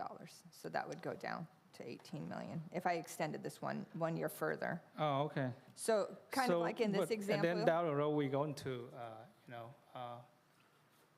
that reserve balance going to go down, right? If it ends in 10 years. So at this point, this particular projection shows the 1.5% through the whole time. But the very next year would be the 11th year, and if it's gone, then it would be a use of reserves of about $10 million. Okay. So yes, for 10 years, we're good. We have 28.4 million. The next year, minus any other revenue enhancements, would be a huge drop of reserves. Okay. So we didn't count the revenue that we going to get in? No. For the billboards? Correct, that's not included. And later on, I think, when we finish the Westminster Mall, and then we're going to be okay with it, right? So just for approximately, approximate number, that once we done with Westminster Mall, and how much we're going to get in?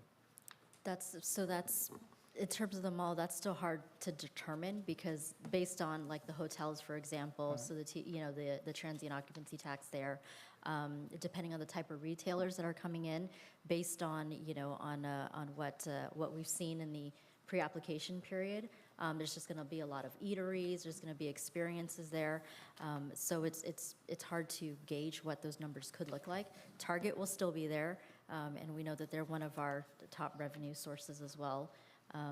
But I would be remiss to say if it's less than a few million, and that, I mean, again, based on estimates, right? And we'll see how the economy is down the line. But I would say on a conservative level, you would have to anticipate a few $1 million in from that particular development. And that's just a very, very dry guess. May I just interject with just one question? Just really one quick? question, okay. In its heyday, how much did the mall bring in? I mean, just for fun? Oh, 10 million. In its heyday, that's before a lot of our time. Like I said, just for fun. I mean, right now, just to give an idea, the Westminster Mall is probably generating more money than. So they've got about 130 stores that are considered a Westminster Mall, area in terms of taxes go. But let's just say they generate more money than, like, the Little Saigon District, for example, with 600 stores. Vice Mayor Nguyen. Okay. So I think in the next 5 years that when we have the mall kick in, and we have the billboards, the money came from the billboards, we okay with the 5 years, tax raise. Okay, but I need more time to Okay, take a look. all right, we'll come back, we'll come back to you. In response to you, Vice Mayor, the Westminster Mall, you are projecting that 5 more years so we can get the revenue. I can agree with you for the billboard, but I don't think that I don't know whether we can get the Westminster Mall in the 5-year period to get any revenue in. We have to push for it. Well, we push, but then we still have to work with the Right, developers okay. and the owners of the mall too. Yeah. So it's not under our control totally. So, and by looking at the 5 years projection, by 2029, 2030, we are less than what we are right now for the reserve, which is $24.8 million. Of course, I don't want to tax, impose tax on our people, but at the same time, we don't want to go back and do this again if we don't have enough money to run, to continue with the operation. So but the 10 years, I believe that is, we can, I'm sure that we can get some of our projects running already. We sure will get some revenue in. So I really think that compared to the 5 years and the 7 years, it gives us $10 million more in terms of reserve. I think I feel very confident with the 7 years instead of 10 years. 10 years is, is too much to our residents. And in 5 years, it's not giving us enough assurance to continue our operation, city operation efficiently and professionally, as well as reserve, having enough reserve for a rainy day. Again, I mentioned that rainy day a lot, but I know that we do need that money. So I move to, I will still continue to open for the more discussion, but I move to second it. receive and file. And I also instruct that if we have consensus here on the dais, that staff can bring back for adoption of 7 years or for approval. I second that, but can I also add too, that on your motion, if we can also have a, the council adopt a general filing policy that would tell the public, like I mentioned earlier, that the council will spend on the new revenues, like billboards, hotel, cannabis, and the 0.5% tax, if we do go that route. Can we have that policy enacted? For cannabis and other projects, we have to bring it back and urgentize it. I don't think that we should include it in here. I mean, a policy of just transparency, that's what I'm asking. Any kind of tax. But I believe today we only receive and fire. And I don't know that you want to include all the projects such as cannabis and, all other projects in. Maybe is it possible that you can wait until next meeting that you can, or you can agendize for that item? Then we have time to specifically discuss about that item. I have a question for can I staff. Aaron, with the Measure SS, we mail out, remember by law, we had to mail the residents how the Measure SS was spent, and the same with Measure Y, correct? That's correct. So We had an when oversight often committee, yes, and then we often does did do that? a mailing, and the oversight committee, I believe, met twice a year, and I believe we did a once-a-year mailing Once a year for the, to of to how show we the- spent the money how the and money's what we spent. received, and then we always identify it in our budget as well. So we don't, combine all the taxes, we specifically call it out so the residents can see how much we're receiving. Yeah, so that information gets That's mailed out once a year? But we So- don't separate how we spend it. It goes into just- the general fund, and yeah. then the general fund expenditures are allocated. Yeah. Is Right. there a, Thank you. may I ask a quick question? Is there a Measure Y oversight committee, or does it? It hasn't been are they established just- yet. We haven't established that yet. Okay, thank you. Yeah, I think what the councilwoman was alluding to is what some cities have done, which is to adopt a policy about any new revenues that come in, from whatever source. That way, it's not just really saying the tax, it's really about anything new that comes in, that Right. you set some priorities, it helps to give the public an understanding of what the council's saying. We're saying we're going to make these our priorities going forward. And the council can say, this percentage of the money will go towards these important things, such as infrastructure, roads, or whatever it might be. And some of it might be to employee retention and helping with making sure that we're upping those numbers and helping the employees. And other percentages might go to paying off the, long-term liabilities that we've got. So I think what she's talking about is a policy that would set some of those priorities. City Attorney, so for that, if we haven't implemented, we haven't approved, for instance, the billboard app that was brought before us, if that's the case, can't that, at that time, for that particular revenue source, can that council at that time spell out the next amount of percentage is going to go to this or that? Well, the concept is more of a general one, Yeah. like any new revenues. You could always change the How do policy. you do that? So in the future, when anything, if we go through with cannabis, for example, then that will be the general policy that the council have adopted already, that we will assess that and then show the public, this is where the money's going toward. And I think, many of the residents have shared their concerns as well, because they don't want to increase the 0.5% tax if they don't know what we're going to do with it. No, I So agree. with this, it's transparency. So this is just a general policy for any future revenue that's coming into the city. So that's what I want to say. Okay, I believe today we asked the council to receive and file a report and also give direction to staff to bring back for the council approval for 7 years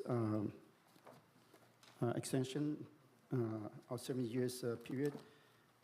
And then starting from there, if you have the approval from the council, then you can do community outreach. We do need to have the community outreach.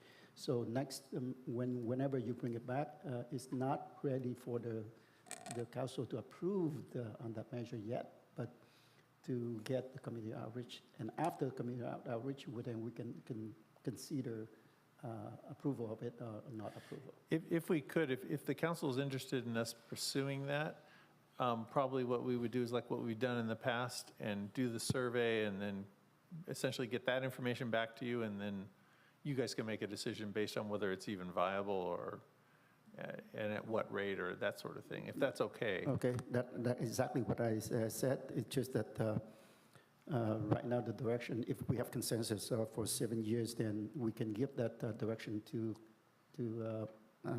city manager to proceed on the survey or community outreach, whatever appropriate to them. Mayor, Do you have a last second, conversation, Mayor, Mr. I have a Mayor? question. Do I have a second? Yeah, Mayor, I have a question before you vote. Oh, we have a second already. I think we talked about, because one of your questions was about the current 1% sunsetting. Was that part of the question that we're going to survey to remove? I got a word from the city attorney before the meeting. That's a separate issue. We can't marry both of them Okay. together. That's what my question is. Can I have that confirmation from the city attorney? Yes, you can't, since we have an existing tax and you're talking about a new one, we probably don't really want to go into that right now, but it would be complicated if we tried to marry both those issues together. It'd be better to just deal with the 0.5 Okay. at this point.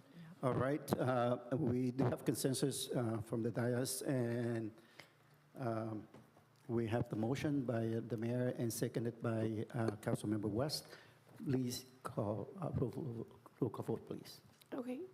Councilman Fan West, Yes. Councilmember Bonzo, Yes. Councilmember Ho. Vice Mayor Nguyen, Yes. and Mayor Nguyen. Yes. Motion passed. All right, thank you very much. I think it was a very productive meeting today. It's almost 4 hours, but I think that we make a lot of progress. So I want to thank council members, and thank you to our staff for your input. And our next regular meeting is going to be held here on Wednesday, June 28, 2023 at 6 p.m. Meeting adjourned.